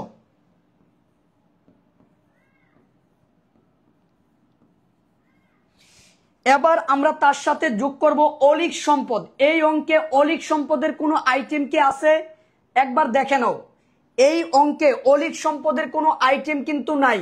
এই যে দেখো, এই অঙ্কে অলিক সম্পদের কোনো আইটেম নাই। বিলম্বিত বিজ্ঞাপন, শেয়ার অবহার, প্রাথমিক খরচ, এই জিনিসগুলো নাই। যেহেতু নাই, তোমরা এখন কি করবা, সবগুলো টাকা যোগ করে দিবা। সবগুলো টাকা যোগ করে দিলে, জি বিনিয়োগের সুদ নিশ্চিত, এই যে বিনিয়োগের বকেয়া সুদ, এই যে বকেয়া বিনিয়োগের সুদ 12,000। এবার সবগুলো টাকা আমরা যোগ করে দিব। এই জায়গায় 1,22,000, এই জায়গায় 80, তাহলে যোগ করলে টোটাল আসবে 3,28,500।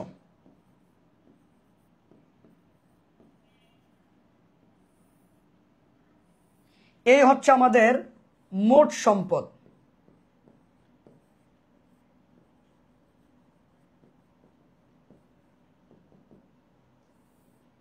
বলেন তো মোট সম্পদটা বুঝতে পারছেন কিনা? বলেন তো মোট সম্পদটা বুঝতে পারছেন কিনা? বলেন তো মোট সম্পদটা বুঝতে পারছেন কিনা? মোট সম্পদ বুঝতে পারছেন কিনা বলেন? মোট সম্পদ বুঝতে পারছেন কিনা বলেন? যারা মনোযোগী তারা ঠিকই পারবে, আর যারা মনোযোগী না তারা কোনোদিনও পারবে না।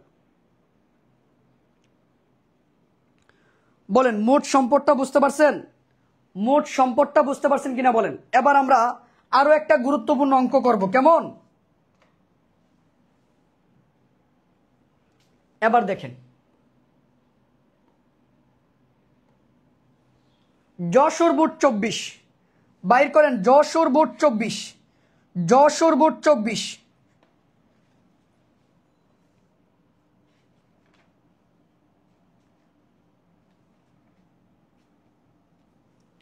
যশোর বুট 24 বাইর করেন। দেখেন এটাতে মালিকানা সত্ত্ব ও দায়ের পরিমাণ চাইছে, তাহলে আমরা মালিকানা সত্ত্ব ও দায় বাইর করবো। এখন যশোর বুট 24 বাইর করেন। যশোর বুট 24, যশোর বুট 24 ছন্দ লিমিটেড, যশোর বুট 24 বাইর করেন প্লিজ।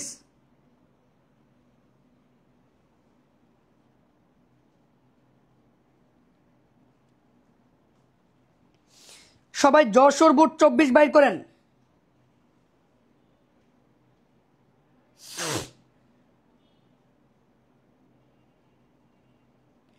বিজ্ঞাপন তো পরিচালন ব্যয়, বিলম্বিত বিজ্ঞাপন থাকলে অলিক সম্পদে যেত, বিলম্বিত বিজ্ঞাপন থাকে।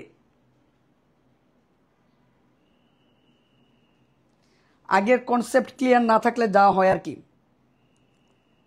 যশোর বুট 24 ছন্দ লিমিটেড, দেখেন একটা রেওয়া মিল দেওয়া আছে, আমাদেরকে পড়তে হবে সমন্বয়ের এন্ট্রিগুলো একটু পড়ি। সমাপনী মজুত পণ্য 60,000 টাকা, মুনাফাবিহীন পণ্য বিক্রয় 10,000 টাকা, ক্রয় থেকেও বাদ দিতে হবে, বিক্রয় থেকেও বাদ দিতে হবে। অলিখিত ক্রয় 20,000 টাকা, অলিখিত ক্রয় মানে ধারে ক্রয়, অলিখিত ক্রয় মানে ধারে ক্রয়। আসবাবপত্রের উপর 10% অবশ্যই ধার্য করতে হবে। শেয়ার প্রতি 1 টাকা হারে লভ্যাংশ ঘোষণা করতে হবে। এটা হচ্ছে প্রস্তাবিত লভ্যাংশ বা ঘোষিত লভ্যাংশ। প্রস্তাবিত লভ্যাংশ বা ঘোষিত লভ্যাংশ বলে। ওকে, ক নম্বর প্রশ্নটা বলছি নিট ক্রয়ের পরিমাণ বাইর করে, এটা কানায়ও পারে, তোমরা না পারলে আর কিছু করার নাই। নিট ক্রয়ের পরিমাণ বাইর করব, চলো দেখো ক নাম্বারটা কিন্তু ইজিলি পারা যায়।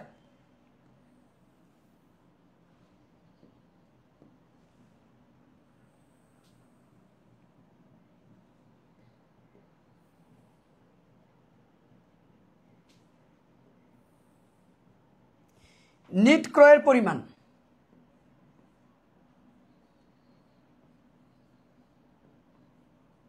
বিবরণ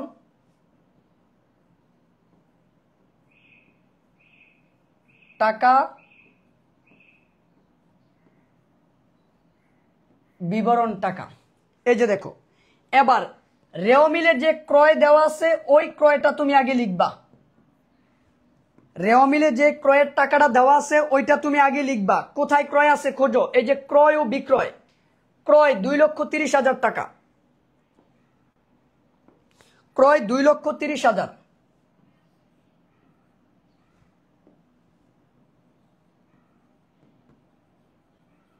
এবার তার সাথে আমি যোগ করব ধারে ক্রয় বা অলিখিত ক্রয়।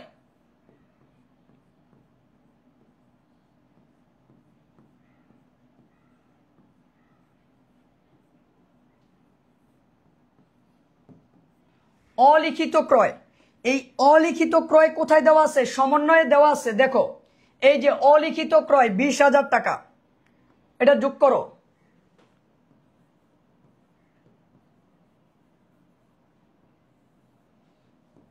তাহলে হবে কত? 2,50,000 টাকা। এবার তার থেকে বাদ দিতে হবে মুনাফাবিহীন বিক্রয়।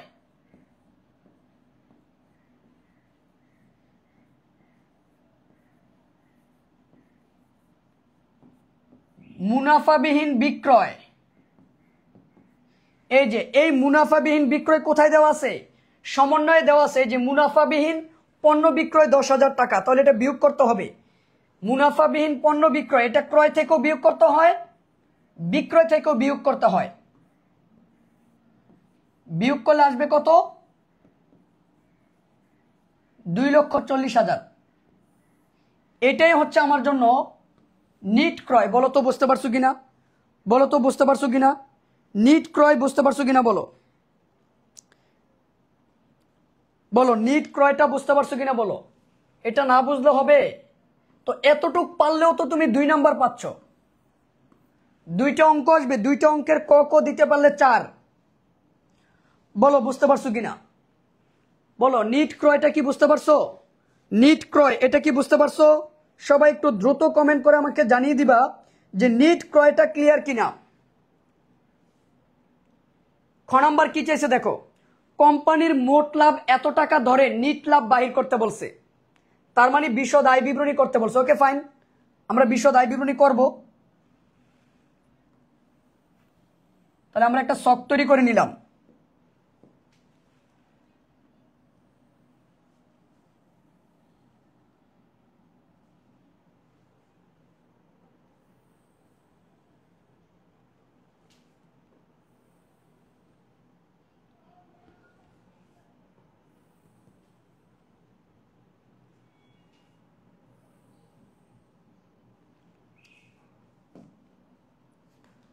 এই জায়গায় লিখবো আমরা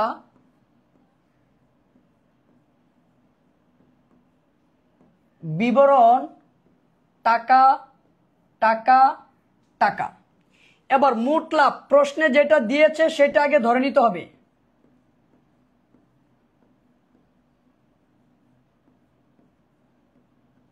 মোট লাভ প্রশ্নতে যেটা দেওয়া আছে এই যে 1,02,000। আসেন 1,02,000 লিখবো।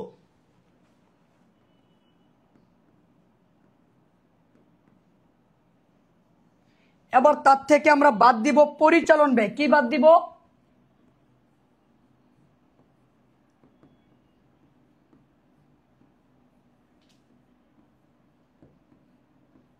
পরিচালন ব্যয়।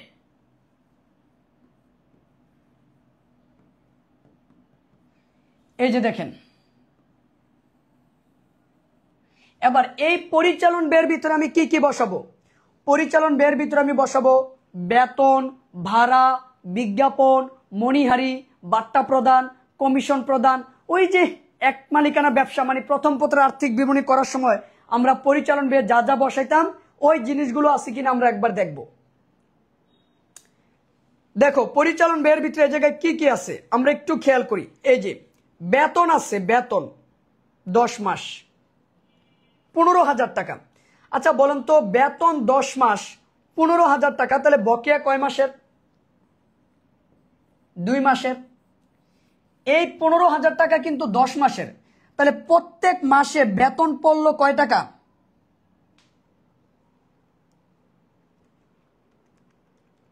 15,000 ভাগ 10, 1500 টাকা করে। এবার আমার বকেয়া 2 মাস, 2 দিয়ে গুণ দাও, তাহলে বকেয়া বেতনের পরিমাণ কত? 3,000 টাকা। বলো বকেয়া বেতনের পরিমাণ কত? 3,000 টাকা। বকেয়া বেতনের পরিমাণ কত? 3,000 টাকা।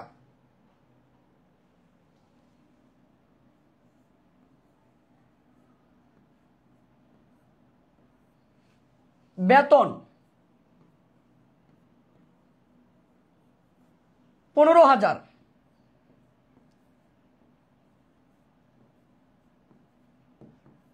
তার সাথে আমি যোগ করব বকেয়া 3,000, তাহলে টোটাল বেতন হবে কত? 18,000 টাকা।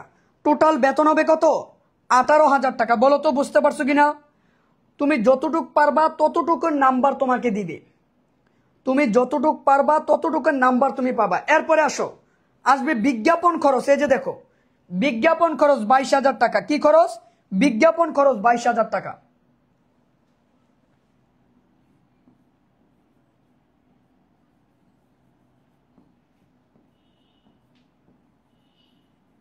এবার এই বিজ্ঞাপনের সাথে আমি বিনামূল্যে পণ্য বিতরণ থাকলে যোগ করতাম, কিন্তু কোনো কিছু নাই।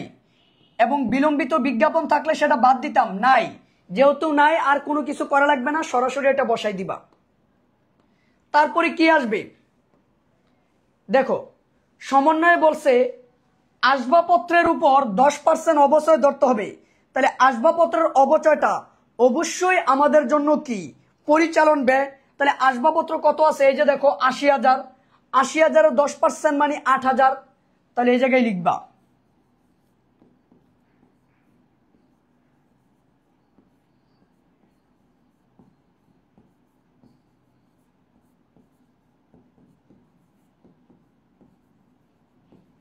আসবাবপত্রের অবচয় 8,000 টাকা। তারপরে এই অঙ্কে আর কোনো পরিচালন ব্যয় আছে কিনা তুমি একটু চোখটা বুলাও। দেখো আর কোনো পরিচালন ব্যয় কিন্তু নাই। মজুরি, এটা কিন্তু পরিচালন ব্যয় না, এটা বিক্রিত পণ্যের ব্যয়। মোট লাভ বাহির করতে ব্যবহার হবে। তো মোট লাভ তো তারাই আমাকে দিয়ে দিছে, তাই মজুরিটাকে ব্যবহার করার কোনো দরকার নেই। তাহলে যেহেতু আর কোনো কিছু নাই, আমরা পরিচালন ব্যয়ের টাকাটা যোগ করে ফেলবো।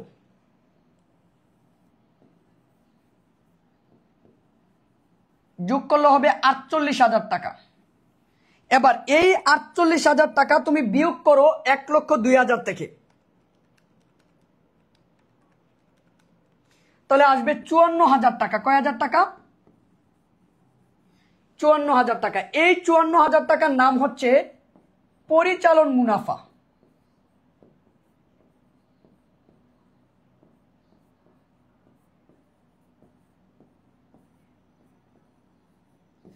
বলো এটার নাম কি? পরিচালন মুনাফা। এবার এই পরিচালন মুনাফার সাথে আমি যোগ করব অপরিচালন আয়। এবার কোনো শিক্ষার্থী যদি অপরিচালন আয়ের এন্ট্রিগুলো কি কি এটা যদি না জানে, এখন আমি কিভাবে বুঝাবো তারে বলো তো? এটা কি আমার দ্বারা সম্ভব? যদি আমারে মাইরেও ফালাও, সব স্টুডেন্টরা পিড়ে যদি আমার মাইরেও ফালায়, তাও কি আমি বুঝাইতে পারবো এখন তাকে? কারণ পরিচালন ব্যয়ের এন্ট্রিগুলো তার আগে থেকে কনসেপ্ট ক্লিয়ার না। তাহলে এখন তো তারে বোঝানো যাবে না যে কোনটা পরিচালন ব্যয়। তখন সে বলবে স্যার এটা কেমনি আইলো, কই থেকে আইলো, কেন লিখলেন, না লিখলে পারতাম না। এই হচ্ছে সমস্যাগুলো, কারণ আগে পড়তে হয়। পরিচালন আয়ের ভিতরে আসবে সকল প্রকার সুদ যেটা তুমি পেয়েছো, যেমন বিনিয়োগের সুদ, ব্যাংক জমার সুদ, উত্তোলনের সুদ। তারপরে সকল প্রাপ্তি, যেমন বাট্টা প্রাপ্তি, কমিশন প্রাপ্তি, ভাড়া প্রাপ্তি, লভ্যাংশ প্রাপ্তি। তারপরে আসবে শিক্ষানবিশ স্যালামি, চালানি কারবারের মুনাফা, স্থায়ী সম্পদের বিক্রয়জনিত মুনাফা। এই জিনিসগুলোর মধ্যে এই অঙ্কে কি কি আছে দেখো তো? এই অঙ্কে একটা জিনিস আছে, সেটা হচ্ছে এই যে দেখো, বিনিয়োগের সাথে পার্সেন্ট আছে। আমি তোমাকে বলেছিলাম বিনিয়োগের সাথে পার্সেন্ট থাকলে তার উপরে কি ধরতে হবে? সুদ ধরতে হবে। বিনিয়োগ কয় হাজার টাকা? 85,000 টাকা। কয় পার্সেন্ট ধরবো? 10%। ধরলাম আমি 10%, আসবে কত? 8,500। এবার আমি বিনিয়োগটা করছি 2023 সালের 7 মাসের 1 তারিখে, তাহলে আমি সুদ পাবো 7 মাস থেকে। 7, 8, 9, 10, 11, 12, তাহলে 6 মাসের। এটাকে আমি কি করব? 6 দিয়ে গুণ দিব, 12 দিয়ে ভাগ করব। তো 6 দিয়ে গুণ 12 দিয়ে ভাগ করলে হবে 4,250 টাকা। বিনিয়োগের সুদ হবে কত? 4,250 টাকা। বলো তো বুঝতে পারছো কিনা? বলো তো বুঝতে পারছো কিনা? 4,250 টাকা। বলো বিনিয়োগের সুদটা বুঝতে পারছো কিনা? বিনিয়োগের সুদটা বুঝতে পারছো কিনা সবাই বলো। যারা যারা ক্লাসে আসো আমাকে একটু বলো বিনিয়োগের সুদটা বুঝতে পারছো কিনা?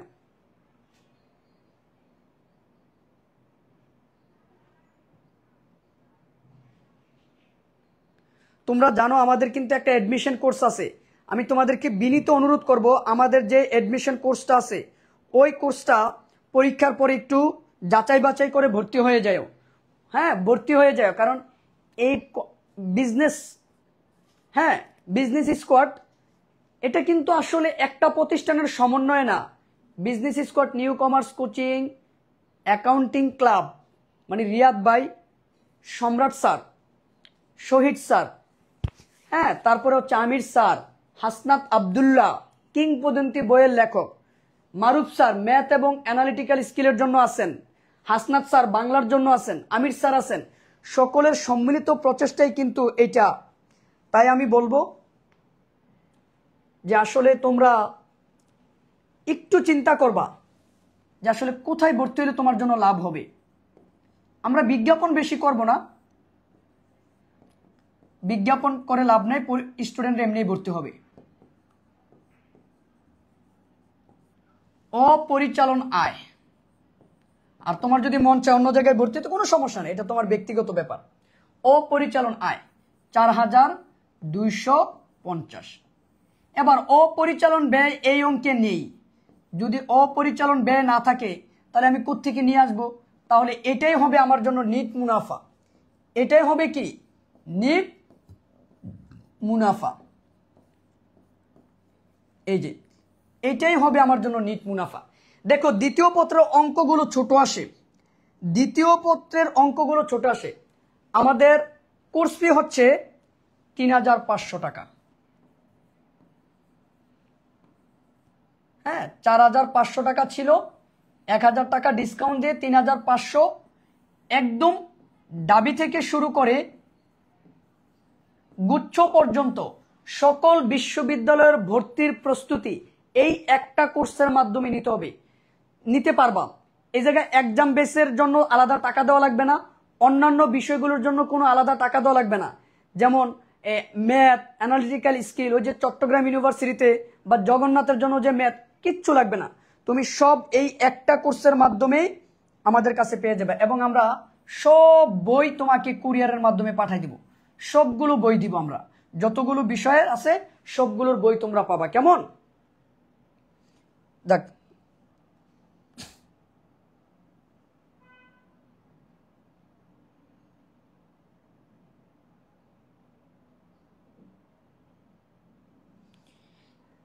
এবার আসো গ নাম্বার প্রশ্নটা কি বলছে। দেখো গ নাম্বার প্রশ্নটা কি বলছে একটু খেয়াল করো।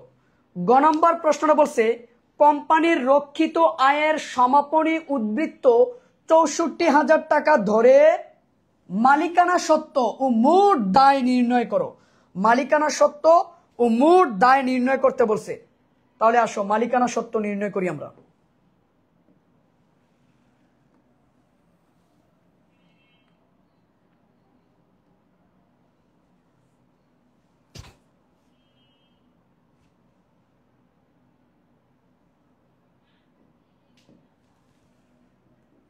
আর তোমাদের বড় যারা তাদের কাছ থেকে একটু জিজ্ঞেস করে নিও, তাইলে হবে, আর কিচ্ছু লাগবে না। তোমাদের বড় যারা তাদের কাছ থেকে একটু জিজ্ঞেস করে নিবা, আর কিচ্ছু লাগবে না।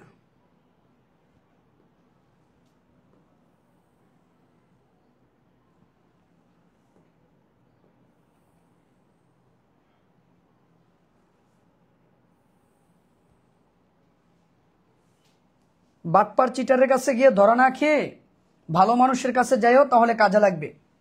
এবার দেখো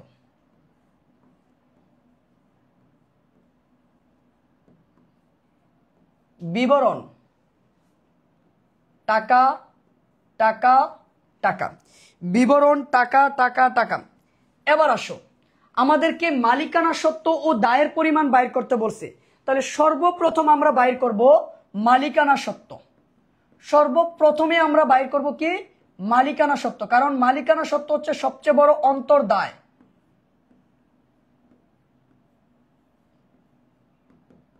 এই মালিকানা সত্ত্বটা আমরা সর্বপ্রথম বাইর করব। এবার এই মালিকানা সত্ত্বের ভিতরে প্রথমে আসবে অনুমোদিত মূলধন। এটার কোনো কাজ নাই, জাস্ট একটু লিখে দিও।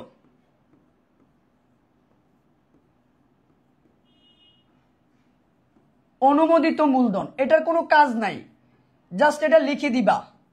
প্রতিটি, দেখো প্রশ্নের উপরে দেওয়া আছে, প্রশ্নের উপরে দেওয়া আছে, এই যে দেখো প্রশ্নের উপরে কিন্তু দেওয়া আছে, এই যে প্রতিটি 10 টাকা মূল্যের 30,000 শেয়ার, জাস্ট এটা লিখে দিবা, এটার কোনো কাজ নাই। প্রতিটি 10 টাকা মূল্যের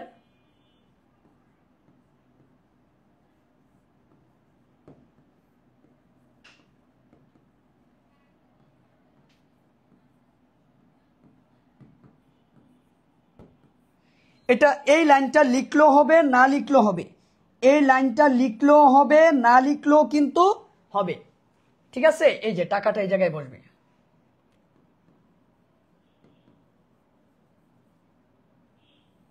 এটাকে ক্লোজ করে দিবা, এটার কোনো কাজ নেই। তারপরে একসাথে লিখবা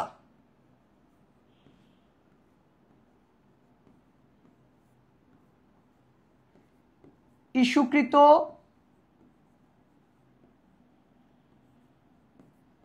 বিলিকৃত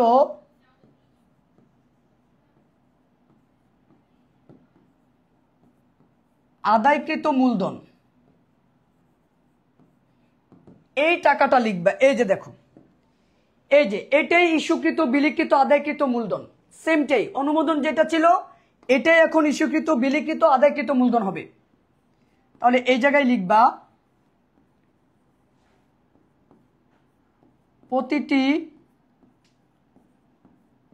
10 টাকা মূল্যের 30,000 শেয়ার, তাহলে কয় লাখ? 3 লাখ। বলো প্রতিটি 10 টাকা মূল্যের কয় লাখ? 3 লাখ। এবার তার সাথে যোগ করবা সঞ্চিতি উদ্বৃত্ত, তার সাথে আমরা যোগ করব কি? সঞ্চিতি উদ্বৃত্ত।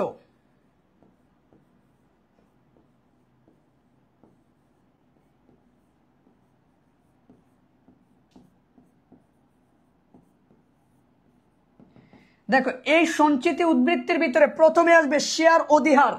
দেখো শেয়ার অধিহার আছে কিনা তুমি খুঁজো, এই যে দেখছো শেয়ার অধিহার আছে 15,000, দেখো পাইছো কিনা শেয়ার অধিহার?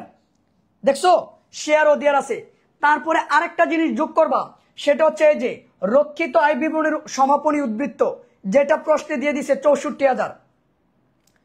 তাহলে আমরা লিখি রক্ষিত আয় বিবরণীর রক্ষিত আয় বিবরণীর সমাপনী উদ্বৃত্ত 64,000। এরপরে আসবে শেয়ার অধিহার, কি আসবে? শেয়ার অধিহার। এবার দেখো শেয়ার অধিহার, এবার এই দুইটা যোগ করে এই জায়গায় বসিয়ে দাও, এই দুইটা যোগ করলে কত হবে? 79,000 টাকা।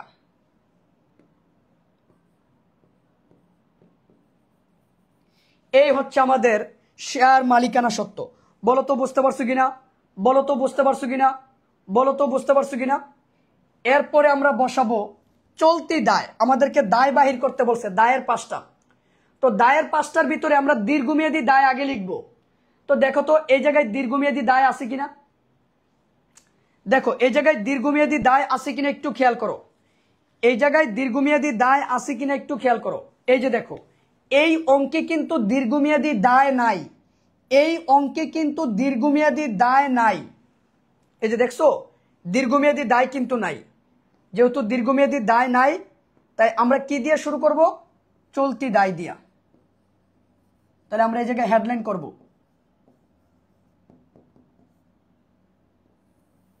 চলতি দায়। আসো চলতি দায়ের এন্ট্রিগুলো কি কি আছে আমরা আবার সেগুলো লিখব।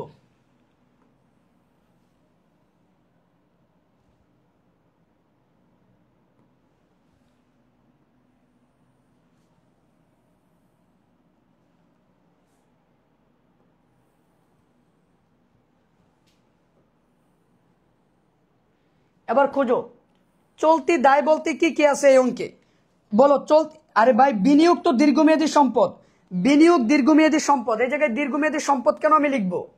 আমি তো দায়ের আইটেম বাইর করতেছি। বিবরণ টাকা টাকা টাকা। এবার চলতি দায়ের ভিতরে আমরা প্রথমে কি লিখবো দেখো তো, পাওনাদার আছে কিনা, পাওনাদার বা প্রদেয় হিসাব। এই যে দেখো প্রদেয় হিসাব আছে 50,000 টাকা। এবার এই প্রদেয় হিসাবের সাথে আমরা যোগ করব কি জানো, আমরা যোগ করব ওই যে অলিখিত ক্রয় বা ধারে ক্রয়।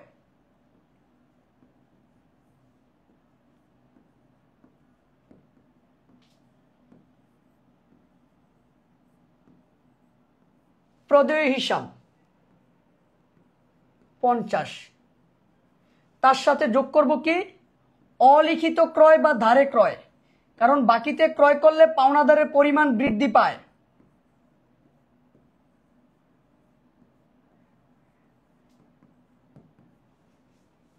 এটা তুমি যোগ করে দিবা, তাহলে আসবে কত, 70,000 টাকা। বলো তো বুঝতে পারছো কিনা? ফাহাদের মাথার উপরে যায়। এই ছেলেটা আমার মনে হয় আরো 2 বছর আগে মনে পরীক্ষা দিছে, হয় মনে হিসাব বিজ্ঞান পারে না, ফেল করে। ফাহাদ ছেলেটা মনে ফেল টুস পার্টি একটা। বলো বুঝতে পারছো কিনা? এরপরে আসবে বকেয়া বেতন। ওই যে মনে আছে 2 মাসের বেতন বকেয়া ছিল, না পড়লে পারবা কিভাবে, পড়াশোনায় তো করো না। বকেয়া বেতন, বকেয়া বেতন। এরপরে বসবে প্রস্তাবিত লভ্যাংশ। এই যে দেখো তুমি শেয়ার প্রতি 1 টাকা হারে লভ্যাংশ ঘোষণা করছো, তাহলে শেয়ার হচ্ছে 30,000, তাহলে প্রস্তাবিত লভ্যাংশ কত হবে, 1 টাকা করে, তাহলে 30,000 টাকা।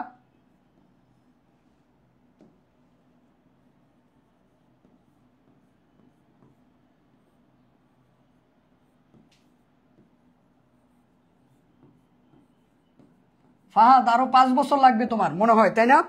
আচ্ছা বলো প্রস্তাবিত লভ্যাংশ কত, বলো প্রস্তাবিত লভ্যাংশ 30,000 টাকা।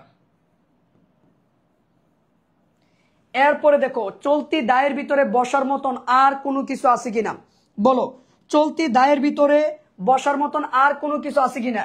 এই যে দেখো এটা কিভাবে বাইর করছি, শেয়ার হচ্ছে 30,000, প্রত্যেকটা শেয়ার করে 1 টাকা লভ্যাংশ দেওয়া হয়েছে, তাহলে 30,000 শেয়ারে কত, 30,000 টাকা। এবার যোগ করে দাও,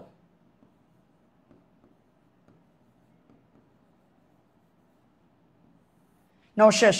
দায়ের ভিতরে আর কোনো কিছু আসবে না, এবার সবগুলো যোগ করে দাও। 3,79,000,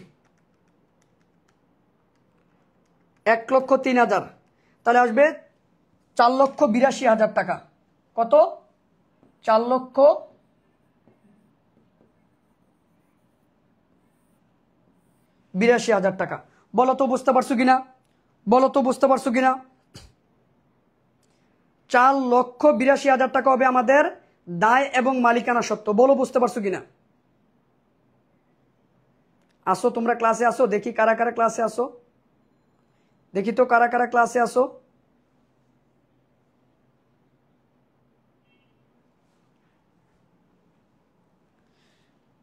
বলো বুঝতে পারছো কিনা? অঙ্কগুলো ছোট হয়, দ্বিতীয় পত্রের অঙ্কগুলো কিন্তু ছোট হয়।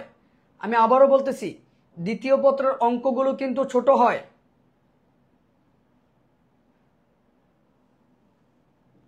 এবার এটার ক নাম্বারটা আমি করে দিব, ক আর খ দেখো, এরপরে বাকিটা তোমরা করবা। এবার আমরা করব বরিশাল বুট 24, ABC কোম্পানি বাইর করো, বরিশাল বুট 24।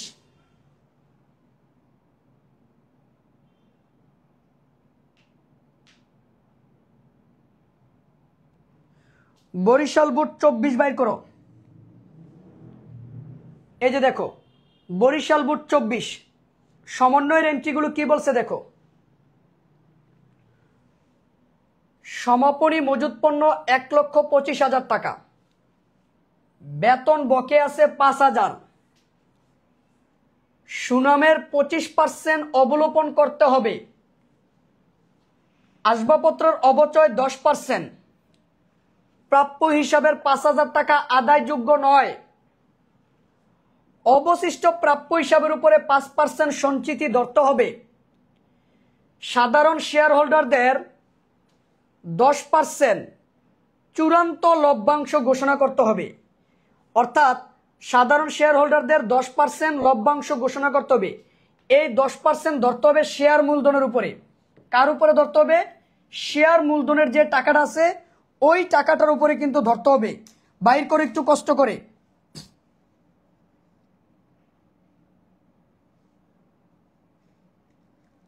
ভাই সব যদি একসাথে বলো, সব তো আর একসাথে আমার দ্বারা সম্ভব না, তাই না? তোমাদেরকে একটু বুঝতে হবে। আমি একটা একটা করে আগাচ্ছি, তো একটা একটা করে আগাচ্ছি।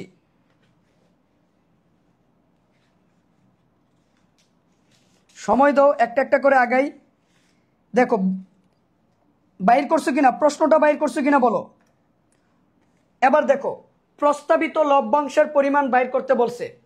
তাহলে প্রস্তাবিত লভ্যাংশটা আমরা বাইর করব শেয়ার মূলধনের উপরে। কার উপরে? শেয়ার মূলধন। তাহলে শেয়ার মূলধনের জায়গায় কয় লাখ? 3 লাখ। এই 3 লাখের উপরে কয় পার্সেন্ট ধরতে বলছে? 10% ধরতে বলছে। প্রস্তাবিত লভ্যাংশ যেই কথা, ঘোষিত লভ্যাংশ একই কথা। এই যে দেখো,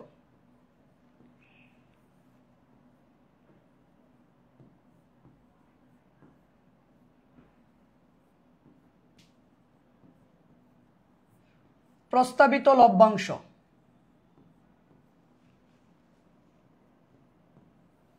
শেয়ার আছে 3 লাখ,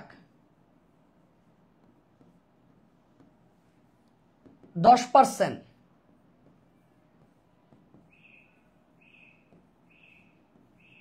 30,000 টাকা। উত্তর প্রস্তাবিত লভ্যাংশ কত? 30,000 টাকা। ক নম্বর শেষ? বলো বুঝতে পারছো কিনা, বলো বুঝতে পারছো কিনা। প্রস্তাবিত লভ্যাংশটা বুঝতে পারছো কিনা বলো। প্রস্তাবিত লভ্যাংশটা বুঝতে পারছো কিনা বলো। প্রস্তাবিত লভ্যাংশটা বুঝতে পারছো কিনা বলো। প্রস্তাবিত লভ্যাংশ বুঝতে পারছো কিনা বলো। প্রস্তাবিত লভ্যাংশটা বুঝতে পারছো কিনা বলো। একটু দ্রুত কমেন্ট করে বলো প্রস্তাবিত লভ্যাংশটা বুঝতে পারছো কিনা বলো সবাই।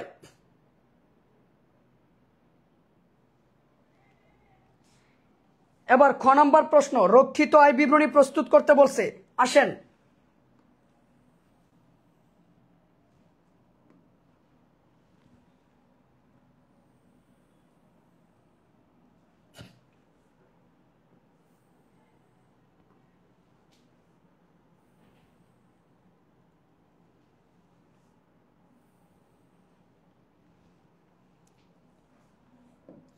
এবার আমরা রক্ষিত আয় বিবরণী প্রস্তুত করব। বিবরণ টাকা টাকা। প্রথমে আসবে রক্ষিত আয় বিবরণীর প্রারম্ভিক উদ্বৃত্ত। এটা প্রশ্নে দেওয়া থাকবে।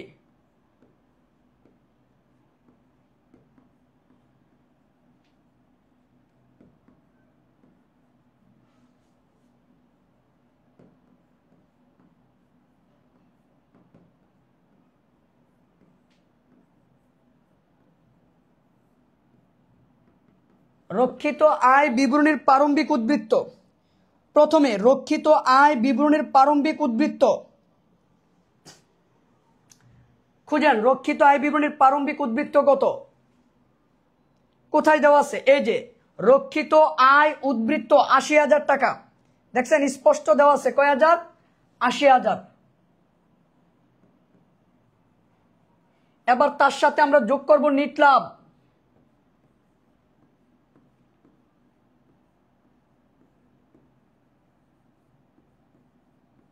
নিট লাভ এটা কিন্তু প্রশ্নে দিয়ে দিছে। এই যে দেখেন নিট লাভ কত টাকা ধরতে বলছে? 77,000 টাকা।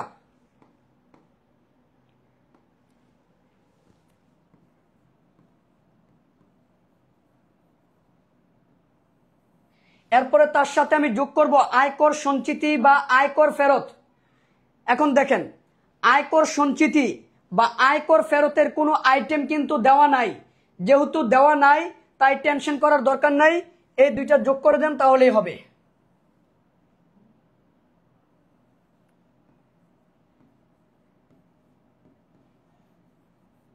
এবার তার থেকে বিয়োগের এন্ট্রিগুলো আমরা বাদ দিব। কি বাদ দিব?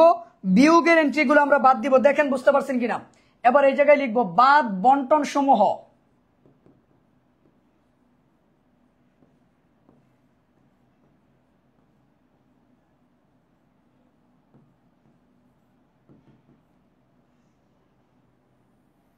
এই বন্টন সমূহের ভিতরে প্রথমে ওই যে প্রস্তাবিত লভ্যাংশ বাইর করছিলাম ওইটা আমরা লিখিনি, যেহেতু এটা বসবে এই জায়গায়।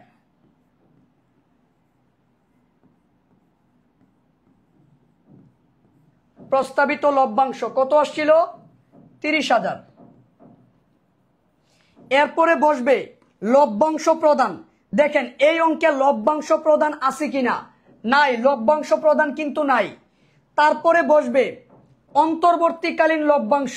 এই যে অন্তর্বর্তীকালীন লভ্যাংশ দেওয়া আছে, তাহলে আমরা লিখব অন্তর্বর্তীকালীন লভ্যাংশ।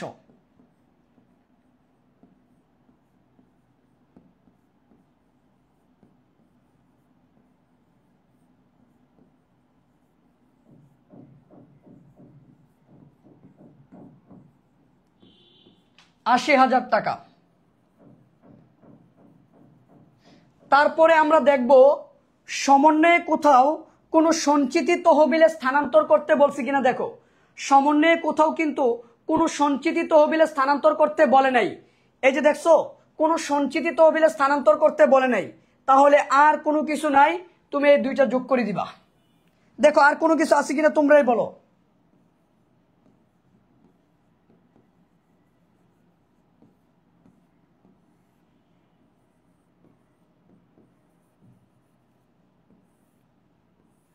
এটাই হচ্ছে রক্ষিত আয় বিবরণীর সমাপনী উদ্বৃত্ত।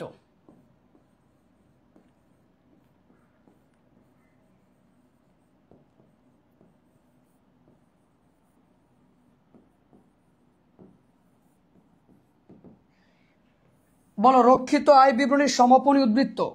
এর চেয়ে সহজ প্রশ্ন আর কি দিবে তোমাদেরকে বলো?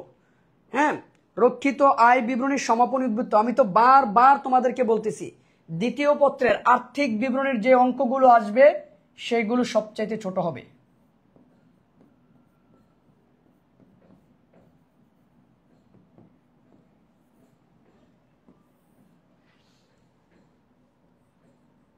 রাত 7:30।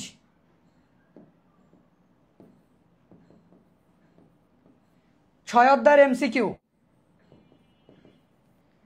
এবং 8 অধ্যায়ের সৃজনশীল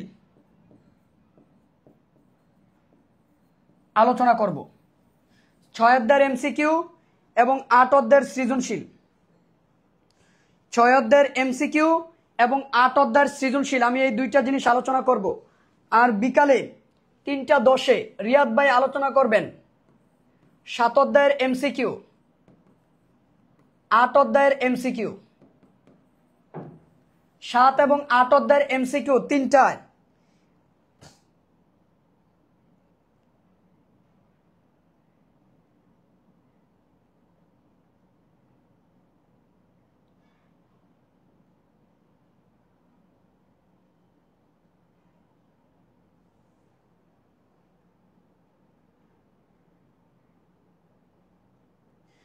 ভাই আয়করের জিনিসটা তুমি দেখো, আমি একটা ভিডিও আপলোড দিয়েছি, কিন্তু আমি রক্ষিত আয় বিবরণী নিয়ে একটা ভিডিও আপলোড দিয়েছি। যাই হোক আজকে রাতে তোমাদের সাথে কিন্তু শেষ ক্লাস থাকবে, তো আমি আশাবাদী তোমরা সবাই ক্লাসটিতে জয়েন করবা। আমি আশাবাদী তোমরা সবাই কিন্তু ক্লাসটিতে জয়েন করবা। কেমন? আজকে রাতে তোমাদের সাথে আমাদের হিসাব বিজ্ঞান ক্লাসের সমাপ্তি ঘটবে একাডেমিকের, তারপর ইনশাল্লাহ ভার্সিটি অ্যাডমিশন নিয়ে আমাদের ক্লাস শুরু হবে।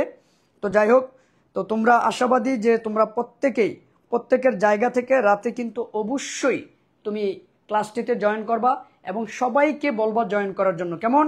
তো আমরা এখন এই জায়গায় বিদায় নিব। আমাদের 4টা অঙ্ক মোটামুটি আমরা কমপ্লিট করেছি, তো বাকিগুলো তোমরা বাসায় প্র্যাকটিস করো। বিশ্বাস করো এই জায়গা থেকে এই টাইপের অঙ্কগুলোই সবচেয়ে বেশি আসবে। ছোট ছোট অঙ্ক আসে, সময় বেশি লাগবে না, তুমি পারবা ইনশাল্লাহ। যেহেতু আমাদের সকালে বিদ্যুৎ ছিল না, যার কারণে আমরা যদি নির্দিষ্ট সময়ে শুরু করতে পারতাম তাহলে কিন্তু আমাদের আসলে অষ্টম অধ্যায়ের সৃজনশীলটা এখন শেষ হয়ে যেত। যেহেতু পারি নাই তাই আমরা রাতে নিব। হ্যাঁ, রাতে আমরা নিব আর কি। রাতে আমি 6 অধ্যায়ের এমসিকিউ এবং অষ্টম অধ্যায়ের সৃজনশীল, অষ্টম অধ্যায় থেকে একটা অঙ্ক কনফার্ম থাকবে। ভাই রক্ষিত আয় বিবরণীর ইয়াটা আমি পেজে দিয়ে দিছি, তোমরা একটু দেখো। জি, তাহলে ভালো থাকো, সুস্থ থাকো। আসসালামু আলাইকুম।